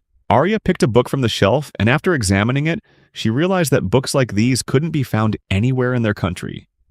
If the royal mages ever saw this library, they would surely turn red with envy. Rain just told the girls to feel free to use it. He then walked over to Lynn and gently patted her on the head. Lynn asked him what was up, and Rain replied with a question of his own. "Are you bored?" Lynn replied that instead of reading, she'd rather practice since she wasn't very good yet. Then, Rain led her to another room, certain that this would be a room she'd like. Opening the door, Rain and Lynn stepped into the training room. Lynn was overjoyed. The room was spacious and even had targets she absolutely loved. Rain added that he had placed a protective spell on the walls so they wouldn't break. Just then, the rest of the girls arrived, and they loved the training room too. Afterwards, Rain said there was one more surprise and asked them to follow him. First, they had to go down to the first floor. Then they went through a door and started climbing another staircase. Although Arya asked where the stairs led, Rain didn't reveal a thing. As the group ascended, Lynn and Sui grew tired from all the climbing, but Rain told them it wasn't much further. Finally, they arrived. Rain led them to an observatory from where they could see the entire surrounding landscape. The girls looked out the large windows and took in the beauty of nature. They had never seen the mountains from such a height before. For the next few minutes, the girls looked around and enjoyed the magnificent view, while Rain stood back, pleased with his work. Suddenly, Lynn noticed that walls had appeared around the village. She was surprised, wondering when Rain had time to do this. Rain replied that he had done it all very early while everyone was still asleep. Arya then said that she could wake up from any small noise, so she didn't understand how she hadn't noticed. Melia simply suggested that perhaps they had slept very soundly last night. Lynn then complained that the windows in the hallway were too high, preventing her from seeing anything. Rain laughed and promised to think about it. Afterwards, Arya approached Rain and said that not only had he helped the village, but he had also agreed to teach them magic. Rain was a bit surprised, not quite understanding what Arya was trying to say, so he asked her to clarify. Arya explained that even she, who had no talent for magic, had been given a chance by Rain to become stronger. Thanks to him, all of them had the opportunity to protect their own home. But before Arya could finish, Rain suddenly grabbed her by the shoulders. He realized that what Arya was implying was that he could ask for anything he wanted. This took Arya by surprise and she couldn't say a word. Then, Rain said that in that case he wanted to continue their training. He was sure the girls would try their best, so Rain said he would look forward to seeing their new results. That's when Arya realized what she had just agreed to. After a moment, Rain announced that he wanted the girls to train in the demon forest, which made Arya very upset. She didn't understand why they couldn't just continue training indoors and thought the demon forest was too dangerous. Rain then asked the girls what they thought of the demon forest, and they answered one by one. Kiri said the demon forest was a pointless death, while Sui thought it was actual hell. Miria thought for a moment, then answered that it was the den of demons. Lin believed that entering the demon forest was no different from suicide. Rain agreed that the girls were all correct, but not entirely. He explained that the demon forest also had its own advantages and asked if the girls knew what they were. Miria replied that everything in the demon forest grows faster. Lin, trying to sound smart, suggested it was because of the warm temperature inside the forest. At this point, Arya interjected, saying they already knew that but didn't understand what it had to do with anything. Rain then explained to Arya that the demon forest is filled with powerful magical energy, which means the process of learning magic would be much faster. This made Arya a little worried. However, Rain had quickly calculated everything and added that 1 year of training in the demon forest was equivalent to 10 years of training outside. The girls couldn't believe their ears. Rain explained that he had learned about this characteristic back when he was a demon-fighting noble. Arya realized that Rain meant if they trained in the demon forest, they would become much stronger, much faster. To measure their progress, Rain brought out some cards. At first, Arya thought they were the magic locator cards Rain had given them before, but Rain explained that these cards worked differently. Arya tried channeling her mana into the card, and as a result, words began to appear. Rain explained that before the cards were used to show the girls magical elements, but now they displayed their physical attributes. After looking at Arya's attributes, Rain commented that her stamina wasn't bad, but her strength was an issue. Arya figured that was probably because she had been training quite a lot. Rain then suggested that the other girls should also try channeling their mana into the cards, and their results were also quite different, but each was good in its own way. After that, Rain led them to the demon forest, and the girls couldn't believe they were actually there. They were all quite scared. Rain decided to demonstrate some magic and asked them to watch carefully. He began by demonstrating a body enhancement spell, which strengthens physical abilities. Rain also added that the longer they used this spell, the more power they would need to maintain it. He asserted that with body enhancement, the girls could even overcome an unenhanced demon. Rain then began to explain something else to the girls. He found some herbs that only grow in the demon forest and touched them. Rain said that these plants needed to be harvested carefully. Kiri was curious and asked if they couldn't just simply pick them. Rain explained that by using a collection spell, the plant's freshness would be preserved forever. If picked normally, the plant would lose most of its healing properties. He also added that this type of plant needed to be stored in a safe place, because if kept in a regular bottle, the bottle could easily break. But if an enhancement spell was used on the bottle, it would be much harder to break. Rain told the girls that if they found this plant and brought it home, their training session would be over. It sounded easy, but Rain suddenly noticed Arya's strange expression. She confessed that she thought Rain would ask them to defeat some powerful demon. Rain was surprised to hear this and asked if she thought he was a monster. He realized that would be too dangerous for the girls right now. Arya then asked if they needed to fight, and Rain replied that first, they needed to increase their magical energy reserves. He used wolves as an example, which have about 10 units of mana. Rain said that right now, Arya only had 3 units of mana, and to deal with wolves, she would need at least 7. Miria then asked why they didn't train by strengthening their muscles, for example, but Rain explained that it wouldn't help. He then suggested the girls start looking for the precious plant, and if they encountered a demon, they must flee immediately. Rain asserted that the girls couldn't deal with demons right now and noted that they were more tired than usual. At that moment, the girls realized they were indeed very tired, even though they hadn't done much. Rain explained that the deeper they went into the forest, the heavier the magical pressure from the forest would weigh on them, and if they reached the center of the forest, the pressure could kill someone. That was why they felt exhausted right now. He wanted to convey that they needed to gradually get used to the immense pressure of this forest. At that point, an exhausted Lin realized that the training would be anything but easy. Rain added that based on what he had said, it could be concluded that it was best for the girls not to venture deep into the forest. Lin, who had been eager to go deeper, now promised not to go anywhere. Rain thought for a moment and realized that the demon forest could be considered a dungeon. Lin, still not quite understanding, asked Rain to explain further. Rain then told the girls that he had entered the demon forest once before. After passing through the dense woods, he discovered a volcano, and a little further on, he encountered a desert. So, the demon forest was a very strange place. Hearing Rain's story, Lin and Sui felt their energy return and wanted to go back to the demon forest, as they found it very exciting from Rain's tale.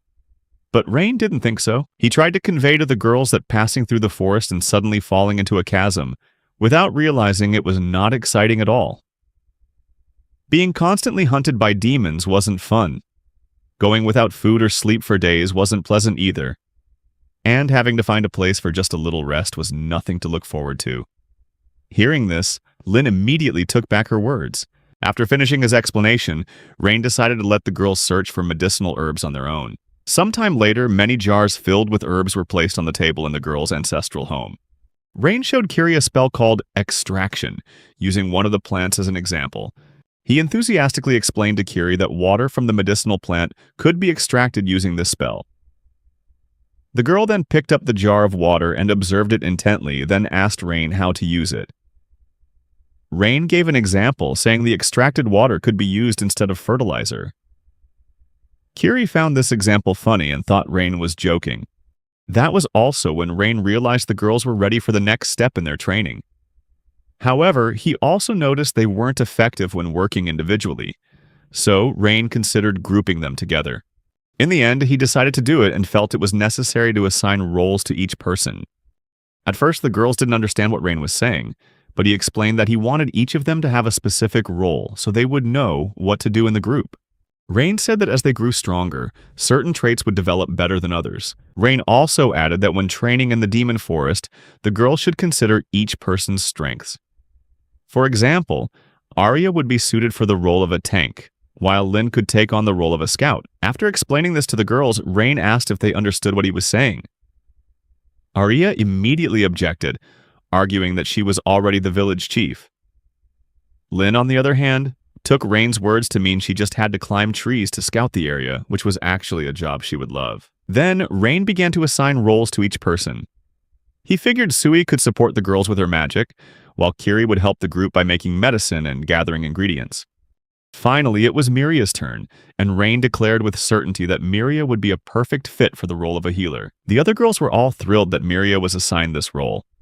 After all, a healer is very useful, and with Miria's healing ability, they wouldn't have to worry about injuries.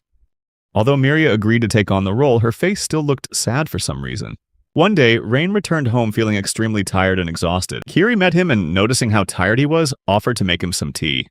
Rain took a sip and loved the tea, so he asked what kind it was. Kiri replied that she had brewed it from a medicinal herb found in the demon forest. She also mentioned she had read in a book that these herbs help reduce fatigue, so she decided to make some for him.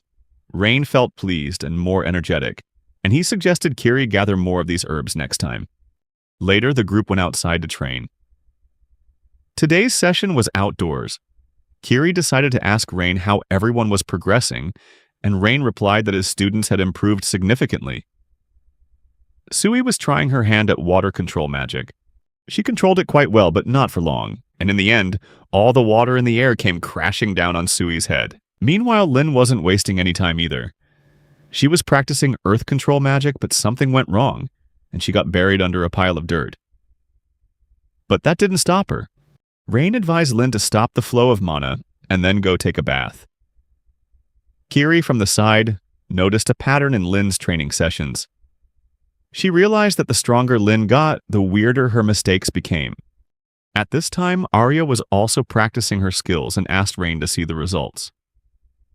Arya happily said that after practicing, she could crush a boulder, and it seemed she had learned to use body enhancement magic.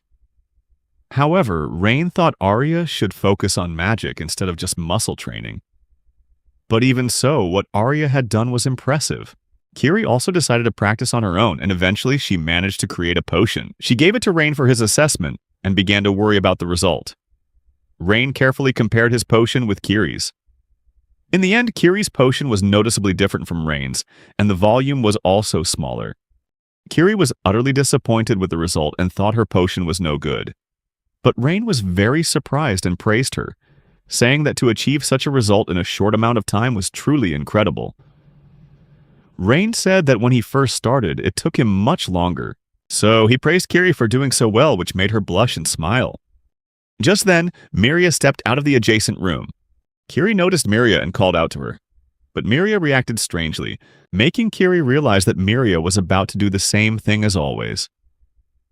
She explained to Rain, who still didn't understand the situation, that Miria had been going out frequently lately. This worried Rain, and he asked Kiri what was wrong. Kiri replied that it seemed Miria was worried about something, and that Miria had never shown her magic practice. This made Rain even more concerned. Meanwhile, Miria had left the house and headed into the forest. Rain decided to follow her to see what was going on with Miria. As he went outside, Rain wondered if Miria was practicing magic, but if so, why she wouldn't approach him. Finally, Rain found Miria standing near a tree with her back to him. Looking closer, Rain realized that Miria was doing something with a needle in her hand. The girl pricked her finger, causing it to bleed, then used a healing spell to mend it. But after waiting for a moment, Miria realized that she had failed. This wasn't the first time she had failed, so she was quite disappointed. Just then, Rain called her name. Miria was startled by his sudden appearance. Rain first apologized to Miria for watching her without permission. He just wanted to say that if she had a problem, she could always talk to him. Miria then explained that she was having trouble using healing magic. She said this problem only seemed to happen to her, and even the priest didn't know what was causing it. Miria then reminded Rain that she had once told him she couldn't use magic, and this was also true for healing magic. She explained that to learn how to use healing magic, one had to be trained at the church, and her family had spent a lot of money on it. However, despite extensive instruction, she was never successful. Eventually, the priest gave up on her. Furthermore, Miria used to be a noble, and when she failed, her family turned their backs on her, forcing her to live in this village. After hearing the whole story, Rain understood the problem.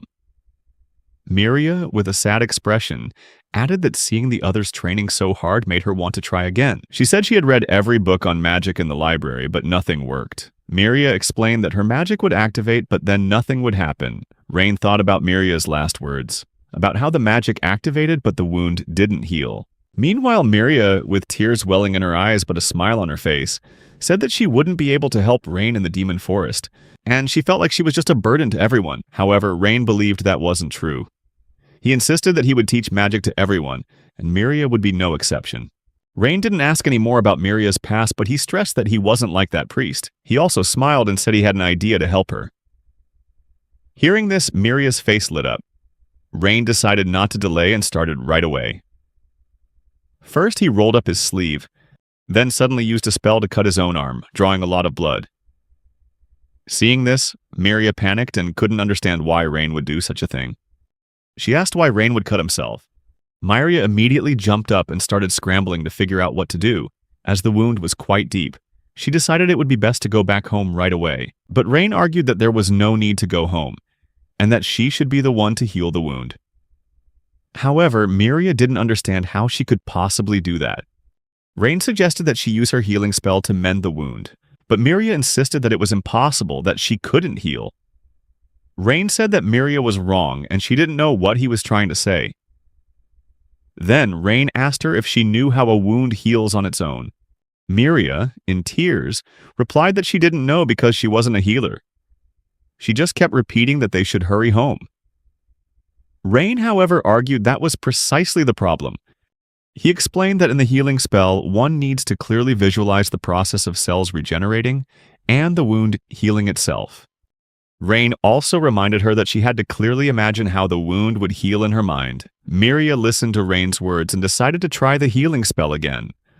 She held her hand out towards Rain's wound and began to try and heal it. Rain then advised Miria to visualize the blood covering the wound and to create a clear image in her head. Miria did as her boyfriend said and tried to follow his instructions.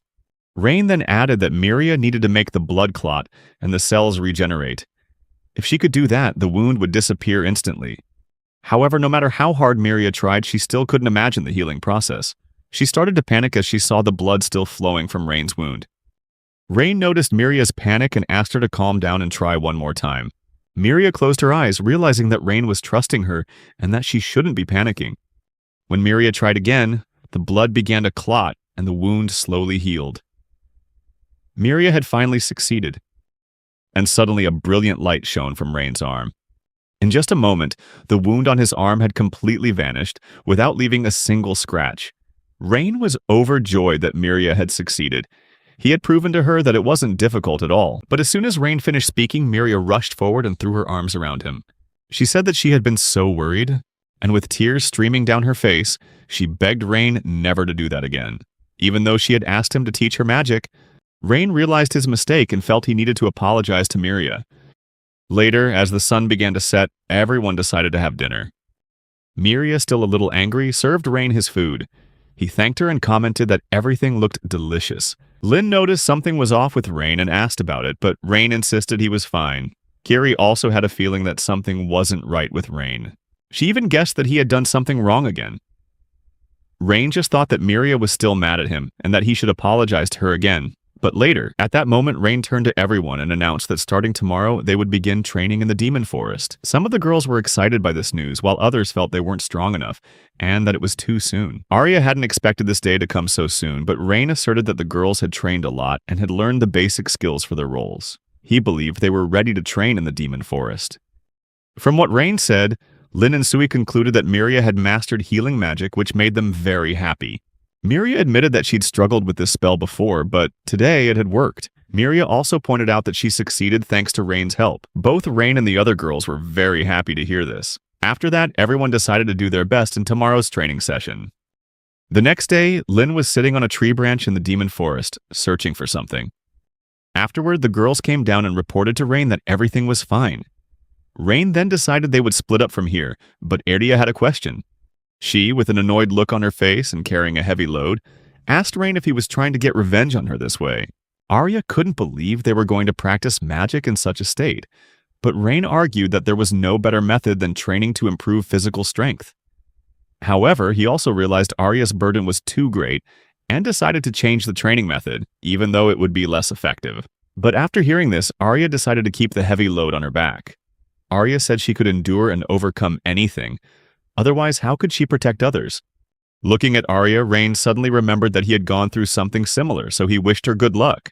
Then, Rain asked the girls to split into groups to begin their training, while he would stay nearby in case any danger arose. A short while later, Kiri was diligently gathering the necessary herbs, so much so that she accidentally tore her clothes. Miria heard this and said she would mend it for Kiri when they got home.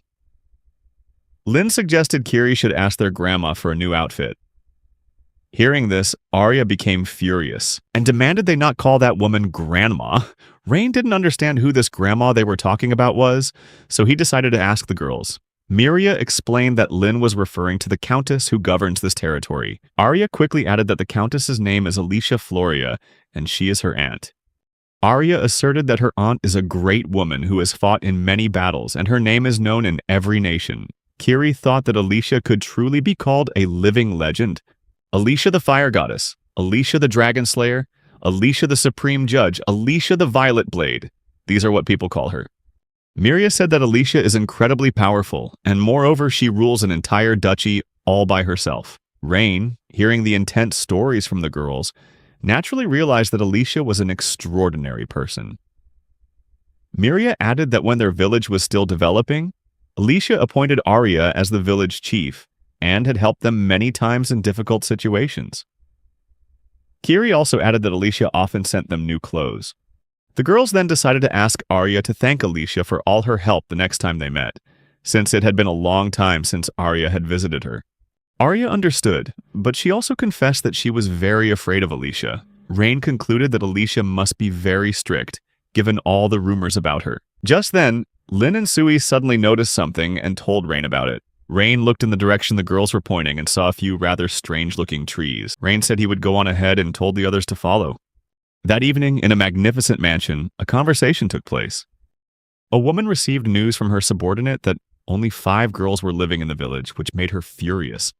She immediately ordered her carriage to be prepared to go to that village at once. However, her subordinate suggested she reconsider, saying she didn't need to go personally and could send an envoy instead. In response to these words, a knife flew straight towards the subordinate. That woman was none other than Duchess Alicia Floria, who declared that her beloved niece was in that village. In this situation, the subordinate assured her that he would take care of everything. Alicia added that if something like this happened again, she would tear him to pieces. A moment later, Alicia was in her carriage, hoping only that Arya was safe, because winter was approaching and it would be difficult for 5 girls to survive it. Back at the large lake that Sui and Lin had found, Arya looked at it and assumed there was a river nearby, but Rain reminded her that the demon forest is similar to a dungeon. Rain thought the lake might have just appeared. Dean, sitting right by the shore, was thinking about this strange place. Then, noticing something was wrong, she called out to Rain and pointed at the lake, saying there were a lot of big fish. Just then, Kiri walked over to Lin and tapped her lightly on the head, reminding her not to stand too close to the lake as it could be dangerous. Rain then noticed the large fish Lin was talking about. He pointed out that they weren't monsters but regular fish, but Kiri didn't believe him, since fish couldn't possibly be that big. Sway suggested that perhaps the fish grew large due to magic. Rain agreed and praised Sui for her sharpness, explaining that things grow faster in places where magical energy accumulates, and it seemed living creatures were no exception. Rain patted Sui on the head and praised her for her intelligence. Meanwhile, Lin was sad because she thought that if they had a fishing rod, they could catch such a big fish. Arya agreed with Lin that it had been a long time since the girls had eaten fish, and besides, the fish could be prepared for the winter. Rain liked the idea too. He remembered that Arya had a fishing rod in her backpack. Arya was a little surprised to learn they had brought a fishing rod with them. She didn't understand why they would need a fishing rod in the demon forest. Rain explained that it was necessary in case they could find food in the forest. Then, Rain and Arya searched for the fishing rod together. When they found it, Arya felt the rod was too short and doubted if it was really a fishing rod at all. Rain explained that it was a collapsible rod, and if assembled, it would be ready to use. He prepared some food as bait, not forgetting the float and sinker. Lin stood by watching, surprised by the amount of bait Rain had brought. After a while, they started fishing. Arya couldn't be more impatient. She complained about sitting for too long, but Rain just asked her to wait a little longer. And then, finally, he caught a big, beautiful fish. Once the fish was on the shore, Lin asked what to do next, and Rain suggested creating a water tank to keep the fish. Using water creation magic, Rain enveloped the fish in a large sphere of water. Arya then decided to join everyone and start fishing. A short time later, there were several fish in the tank, so Rain suggested making a bigger one. Arya watched everything with an annoyed expression because she hadn't caught a single fish yet. After that, Rain told her it was time to head home since the sun was about to set. However, Arya stubbornly refused, saying she wasn't going anywhere until she caught a fish. She was determined not to bring shame upon the village chief. Just then, the water started to stir. Lin also joined in to help Arya pull the fish up. Arya started to wonder if it was even a fish. Finally, the large fish appeared, breaking the surface for a few seconds. After their victory, Arya and Lin were both stunned. Lin quickly assessed the situation and started praising Arya, but Arya just asked for help because the fishing rod was about to break. Sui immediately came to help, using enhancement magic to make the fishing rod sturdier. She wished Arya luck, saying that the rod wouldn't break now. At this point, Rain observed the situation and realized Sui's enhancement magic was very powerful. She must have practiced a lot to reach this level. He decided not to interfere, as the girls were doing a great job without his help. Arya continued to carefully reel in the line, trying to pull the giant fish out of the lake. Finally, the fish emerged from the water, revealing almost its entire body. The girls were both amazed and terrified when they saw it. What was even more surprising was that they realized the fish had a claw. This discovery left everyone even more stunned. Rain realized it wasn't a fish, but a giant crab, and became determined to catch it and bring it home at all costs. However, Arya declared that she would not allow such a giant crab to be brought into their home. After a while, everyone headed home, their friendship having grown stronger. Arya was still sad because she had tried so hard but caught nothing. Rain decided to comfort her, saying she'd have better luck next time. Not missing the opportunity, he suggested they go fishing again, but Arya, annoyed, told Rain to forget about catching that giant crab. However, Rain didn't like that idea, convinced that Arya was also interested in catching the giant crab. Arya insisted she wasn't interested at all and was even scared, adding that Rain was acting like a child. Suddenly, the girls walking ahead stopped in their tracks. Arya asked them what was wrong, but then she saw it for herself when she looked forward. In front of the village gate was a horse-drawn carriage bearing a crest. Arya realized it was her aunt's carriage, but she didn't understand why her aunt was here.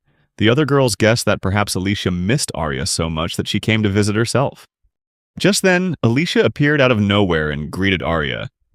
This sudden appearance startled Arya. Without hesitation, Alicia rushed over and threw her arms around Arya, declaring that she had hurried over as soon as she heard the village was in trouble. Annoyed, Arya told her aunt to stop hugging her, but Alicia had no intention of letting go, saying it had been too long since they'd last seen each other, and she wanted to hold Arya tight despite Arya's protests. Alicia simply asked her niece not to struggle and to look at her, but suddenly Alicia noticed Rain, who was standing by with a confused look on his face. She immediately asked him what he was doing with her Arya. The next day, a squad of royal knights and court mages were wandering through the forest. Their captain was furious that the king had sent their elite squad to such a desolate place. He thought that even a low-level mage would be enough to handle this. The others tried to advise the captain to calm down and deal with this wolf pack quickly. But the captain said that was precisely the problem. He said that the prey they were hunting didn't matter, because they would gain nothing from this. Apparently, the captain had heard that some anti-demon nobles often did this. However, he only possessed a basic type of magic called Windblade.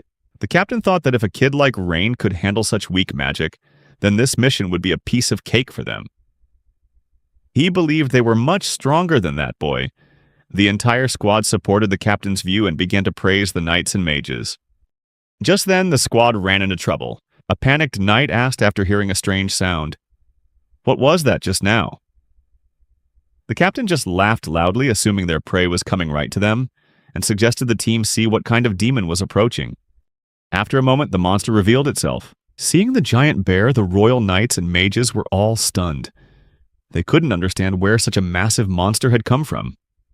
However, the captain ordered the squad not to retreat. He believed it was just a mediocre demon. The knights quickly regained their composure and decided to show off their strength.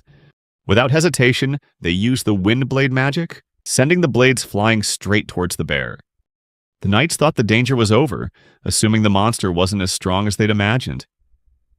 They couldn't even understand why the boy they'd heard about was called an anti-demon noble. But suddenly the captain shouted, realizing the monster hadn't been defeated yet. This intrigued the captain, and he realized the team would have to try harder. Abruptly, he yelled for the entire squad to stand down. The captain wanted to deal with this demon himself. So, the captain used a magic technique called Great Blade Storm. At this point, the squad realized their captain was getting serious. They believed that with such a powerful attack, not even a single bone of the monster would be left intact. But to their surprise, the bear roared once more. And without hesitation, it sat down in front of the captain, who had just flown right past its nose. The squad couldn't believe it. How could a monster withstand such high-level magic? All the knights rushed forward at once to save their captain, using Windblade and magical storms, but it was all useless. The bear was still alive and completely unharmed. Finally, the mages realized their magic was having no effect at all, but they still couldn't understand why. Then 2 more bears emerged from the forest, drawn by the first one's roar. In the end, only the desperate screams of the soldiers could be heard from deep within the forest. Back in the capital of the Holy Kingdom, the scene unfolds in the king's castle. The king, furious and displeased, slammed his hand on the table. It turned out his retainers wanted to send reinforcements to the border, which enraged him. The king was certain that no more reinforcements were needed, as they had already sent the royal mages there. However, the leader of the Royal Mages Guild thought otherwise. He tried to explain to the king that a month had passed since the royal mages were sent to the border, yet the demons' forces hadn't diminished at all.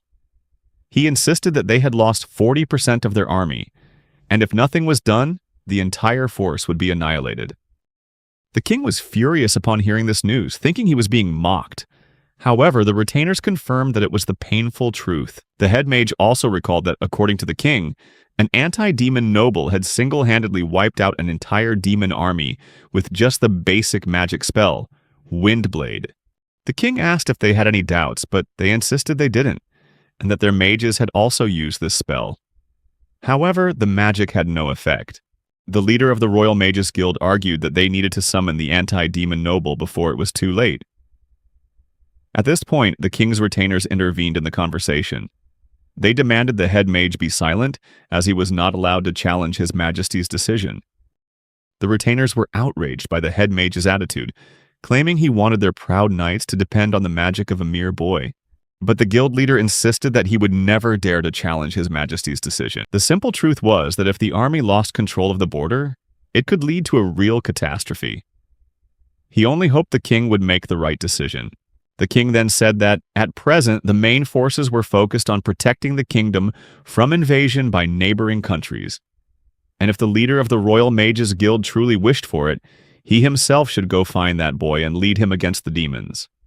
At this, everyone in the room looked at each other with concern. Finally, the king was informed that the boy had already left the kingdom. Hearing this, the king became enraged. He remembered that the boy was from the line of a count.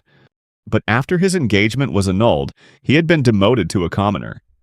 Even the leader of the Royal Mages Guild couldn't believe it. He tried to convince the king that they needed to find the boy immediately, but the king could no longer contain his anger. He slammed his glass on the table, ordering the head mage to shut up. Then the king threw the wine glass at the man and declared that it was all the army's fault, that they were incompetent against such weak demons. The king asserted that if the army couldn't handle such pathetic demons, he saw no reason to maintain their existence. He even threatened that the head mage would be in serious trouble if he failed again. After that conversation, the head mage left the king's chambers, exhausted. He realized that with a king like that, their kingdom was doomed to fall. His assistant told him that if he kept arguing with the king like that, he could be exiled. Hearing this, the leader replied that perhaps it would be better for him to leave the kingdom if that actually happened. His assistant asked why he was trying so hard, mentioning his position as the leader of the Royal Mages Guild, but this time he didn't answer. The girl asked again if he wanted to move to another country. The leader laughed loudly and replied that he wasn't ready to give up just yet. A short time after her arrival, Lady Alicia was sitting in the villa that Rain had built, her face filled with displeasure. Rain sat across from her, feeling the palpable tension and heavy pressure. Just then, Alicia's personal butler decided to intervene in the conversation. He asked her to calm down. Alicia complied and eased the tension, then changed the subject. She said she was very happy to know that Arya and her friends were all safe. Alicia also apologized for not being able to arrive sooner. She explained that she had assigned someone in the village to contact her in case of any danger, but she hadn't heard anything for a long time, which made her start to worry. Thanks to Kessa's investigation, Alicia learned the whole situation and arrived just in time before things got worse. That's when Alicia finally asked Arya about what had happened in the village. As Arya recounted everything, Alicia flew into a rage. She ordered Kess to hunt down all the cowards who dared to flee the village. Alicia declared that she would personally deal with every single one of them, and they would be begging for death. Kess, meanwhile, said he had already begun the search and it was only a matter of time. While Alicia contemplated punishments like making them dance on hot coals or locking them in an iron cage, Rain looked at Arya and wondered if Alicia was actually serious about this. In just a moment, Alicia flashed a satisfied smile, having settled one matter and decided to move on to the next. Alicia turned to Rain, who looked terrified. He realized that if he said the wrong thing, there would be no escaping disaster. The first thing Alicia asked Rain was his name. Rain gave his name and said it was an honor to meet her. But Alicia told Rain to skip the formal greetings. stating that he was currently the only suspicious person in the village, so she needed to investigate him thoroughly. Alicia said she couldn't allow any suspicious individuals to remain in the village. Rain was now extremely anxious, realizing that if Alicia was displeased with anything, he wouldn't escape the consequences. He then began to tell his story, that he was a monster hunter in his own country. Miria and Arya immediately covered Rain's mouth and said that he had only recently started living with them. Then, the girls dragged Rain out the door. Once in the hallway, Arya asked Rain if he was planning to tell the truth, but without waiting for an answer, Arya just reminded him that in this country, the interpretation of magic is very limited. Miria added that Rain had come from another country to teach them magic, and if people found that out, he could be in trouble. Miria realized that hiding the truth would be very difficult. While Arya also thought that deceiving her aunt was wrong, but she was willing to do it to protect Rain. The girls then decided to create a perfect backstory for Rain. Miria said that she and the other girls would keep it a secret and began to teach Rain his new story. Rain didn't even have time to memorize all the details. After a while, Alicia was sitting and listening to Rain once again. Rain, now sweating and trembling, said that he used to be an adventurer and made a living that way. One day, while traveling, he happened upon this village, and since he couldn't just ignore it, he decided to stay and help. Alicia looked skeptical of this story. Rain realized this himself. He knew that no one in their right mind would believe the story that he just randomly showed up in this village. Just then, Arya intervened to save the situation. She approached Alicia and asked, calling her auntie, if she would believe her. Alicia replied that she would if Arya called her dearest auntie one more time. At this, Rain realized he had been saved. Then Alicia asked another question. Did you build this house and these walls? Rain replied that he had created them with his magic. Based on Rain's words, Alicia understood that such magic did exist. Arya intervened again, telling Alicia that they were truly happy that Rain had stayed in the village, and that regarding his registration, they decided to wait until spring. Alicia listened to Arya and decided not to include this in her report. Just then, Kes noticed the conversation was winding down and asked for Alicia's permission to start unloading the supplies. Alicia agreed but emphasized that this was not a gift, but a matter of trade. She believed that Arya, as the village chief, should have a good understanding of economic principles. Alicia asked Arya what she could trade for the supplies. Melia breathed a sigh of relief, thinking they were in the clear. But Arya admitted that they had nothing left. Melia added that after the recent monster attack, they had lost almost everything.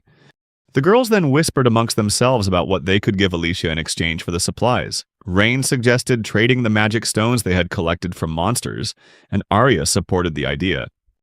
Alicia, on the other hand, added that they could offer some vegetables. Kes replied that vegetables were a precious resource, especially with winter approaching and the new harvest still far off. After a while, the table was filled with the resources that Rain's group was willing to trade for Alicia's supplies. Alicia even apologized to Arya, explaining that this was all they could offer at the moment. Alicia hadn't seen such high-quality magic stones in a long time, so she asked if the group had mined them themselves. But just then, Alicia discovered something even more valuable: the potion that Rain had made. After some thought, Alicia decided she wanted to buy all of the group's supplies.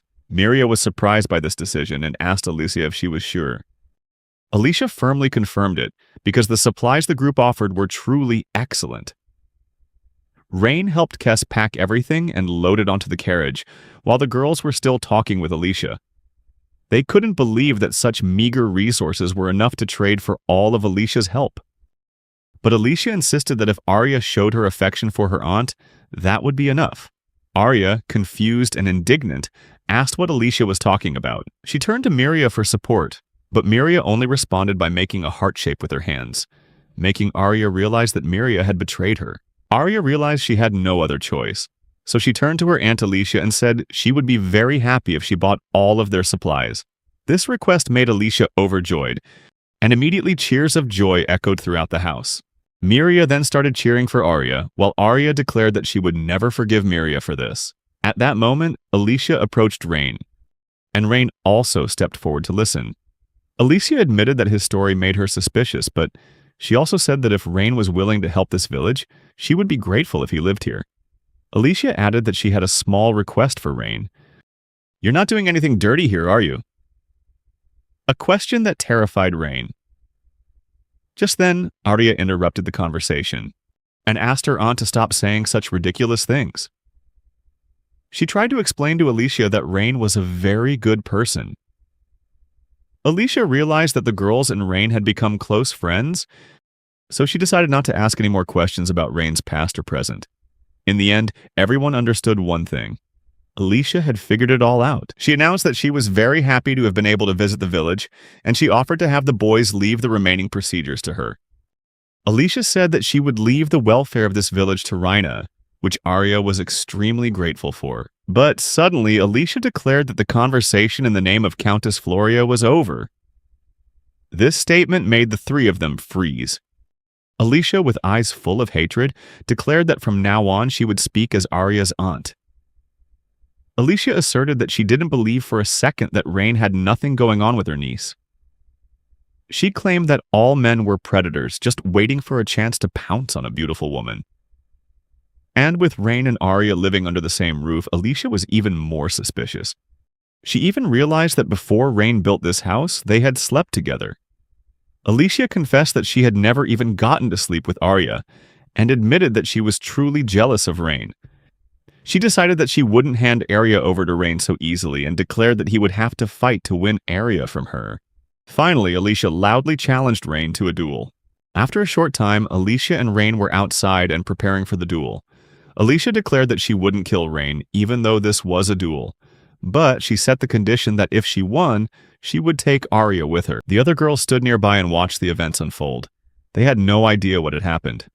Meanwhile, Rain replied to Alicia that he couldn't make that kind of decision with Arya because they didn't have that kind of relationship. These words made Alicia even angrier. She felt as if he were suggesting her niece wasn't worthy. But Rain cried out in fear that it wasn't like that at all. In that case, Alicia demanded that Rain state the reasons why Arya is cute, and he had 500 words to do it. Rain, again, didn't understand what Alicia wanted from him. Alicia then assumed Rain was giving up. She declared that even she couldn't write 3,000 words to do it. Then, Alicia called out to Arya and asked her to come closer. Arya approached Alicia and asked what she wanted. Alicia apologized and asked Arya to lend her sword. Arya didn't understand why Alicia was asking for this, because her butler was still there. Alicia laughed and confessed that she hadn't expected something like this to happen, so she hadn't prepared anything. Besides, her own sword wasn't something Alicia wanted to use here. At this moment, Rain realized, though he had noticed it for a long time, that the Countess's sword emitted a terrifying amount of magical power. Finally, Alicia was given the sword. She swung it and declared that the rules were simple. The loser is the one who surrenders or is unable to continue fighting. Alicia said that body enhancement magic could also be used. Rain understood everything and prepared for the match. Just then, Arya and Miria called out to him. Rain went over to them, and the girls apologized for Alicia dragging him into her games. Arya said that when it came to her, Alicia always went too far. Rain told Arya not to worry, saying that he was also curious to see how strong the Countess was. Besides, Rain knew he just had to win, and believed that he wouldn't lose. While Alicia was admiring Arya's sword, the girls beside them tried to explain everything in detail to Rain. They knew that Rain was certainly very strong, but figured that if Alicia used her full power, she could destroy the entire village in an instant. So Arya asked him to be extremely careful because they didn't want the whole village to be destroyed. That's when Rain realized they were in trouble. He confessed that he didn't know how to hold back his power. One day while training, he almost sent his parents to the next world. Hearing this, Arya realized the situation was pretty bad, so she called Kes over and said she had something to tell him. By now, Alicia was eager to begin. She declared that Rain couldn't escape, because Arya belonged to her. Just then, Kes called out to Alicia. She turned around with an annoyed look and asked what he wanted, and if he couldn't see, she wasn't in the mood right now. Kes simply offered to take her place in the duel. Alicia found this offer interesting and asked why Kes wanted to do it. Kes explained that Alicia knew full well that Rain couldn't possibly defeat her, and offered to take his place to ensure Rain's safety. Kes suggested that observing from the sidelines would be enough if Alicia wanted to see what Rain was capable of. In the end, Kes managed to convince Alicia, and he thanked her for it. In addition, Kess also said that he was a little worried, since Rain had been living with Arya and her friends for a long time. If Alicia bullied Rain, what would Arya think of her? Alicia even imagined a scene where Arya told her she hated her after everything that had happened. Kess once again asked Alicia if she really wanted to fight Rain, and she had to admit that she couldn't bear the thought of it. Arya realized that Kess had succeeded in convincing Alicia to give up on fighting Rain, so she thanked him.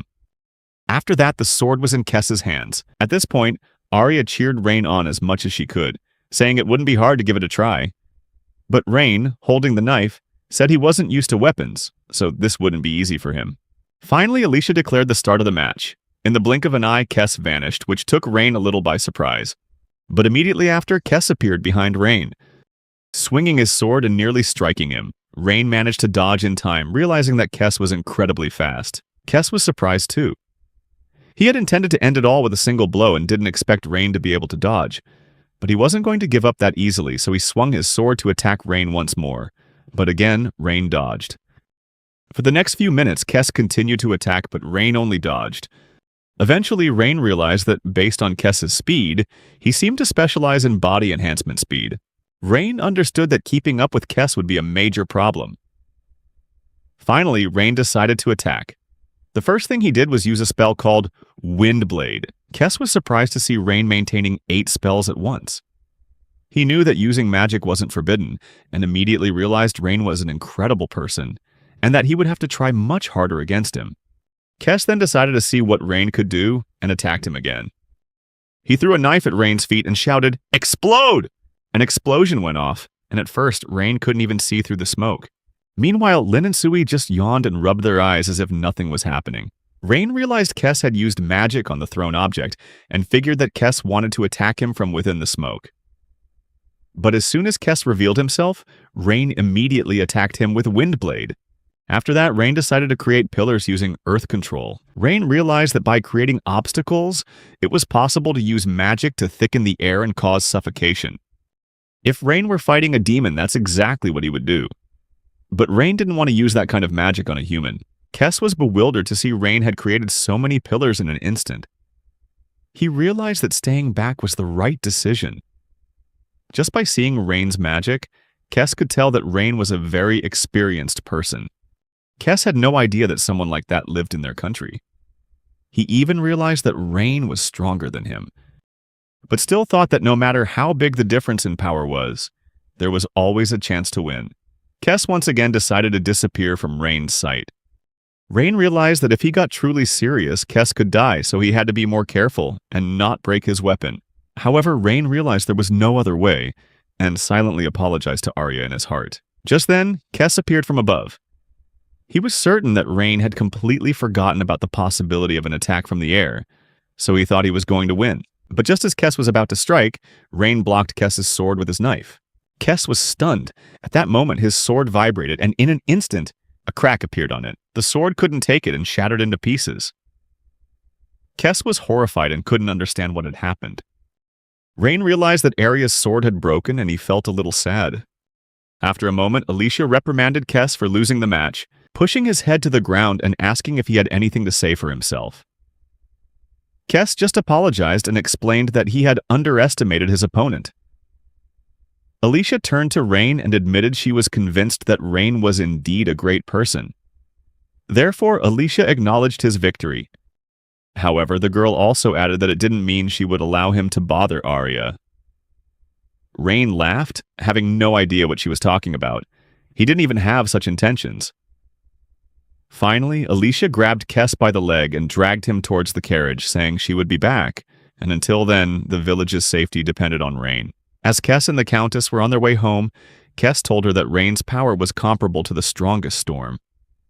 But Alicia remained silent. Kess then asked if she was in a good mood and if something had happened. Alicia replied that she was just happy to have seen Arya. Besides that, something else had caught her interest. She handed Kess a vial and asked him to take a look. Kess didn't know what it was, so he asked Alicia. Alicia explained that it was a liquid from medicinal herbs extracted with high-level magic. Thanks to it, the group was able to grow such good vegetables. However, a single vial like that was enough to buy a house in the royal capital. Alicia said that when she saw the vial among the supplies, she couldn't believe her eyes. Furthermore, when she asked the girls where they got it, they said they had obtained it themselves. Alicia was certain that these items had been brought by Rain. Kess, on the other hand, said he had realized Rain was an extraordinary person, and that, as Alicia herself knew, repairing equipment required special materials imbued with magical energy, and the nation with more of these materials would win the war. Then Alicia held her head and smiled, saying she should have guessed it sooner. The girl now realized that Rain was too powerful for their lands, so she was sure he came from a neighboring country. Although Alicia didn't know why he decided to come to them, if he stayed in the village, she could rest assured of their safety. Alicia understood that Kess didn't like Rain, but she argued that it would be foolish to let such a powerful mage leave. On this point, Kess agreed. Afterward, Kess decided to complete the registration for the new residence as soon as possible, but Alicia told him not to rush because the village was very hard to find. She also said that if it came to that, Kess would have to ensure the information didn't leak out. Alicia was filled with admiration at the thought that the vials in her territory would become their strongest trump card if they could produce them. And if it was true, she was determined to make that arrogant second prince eat his words.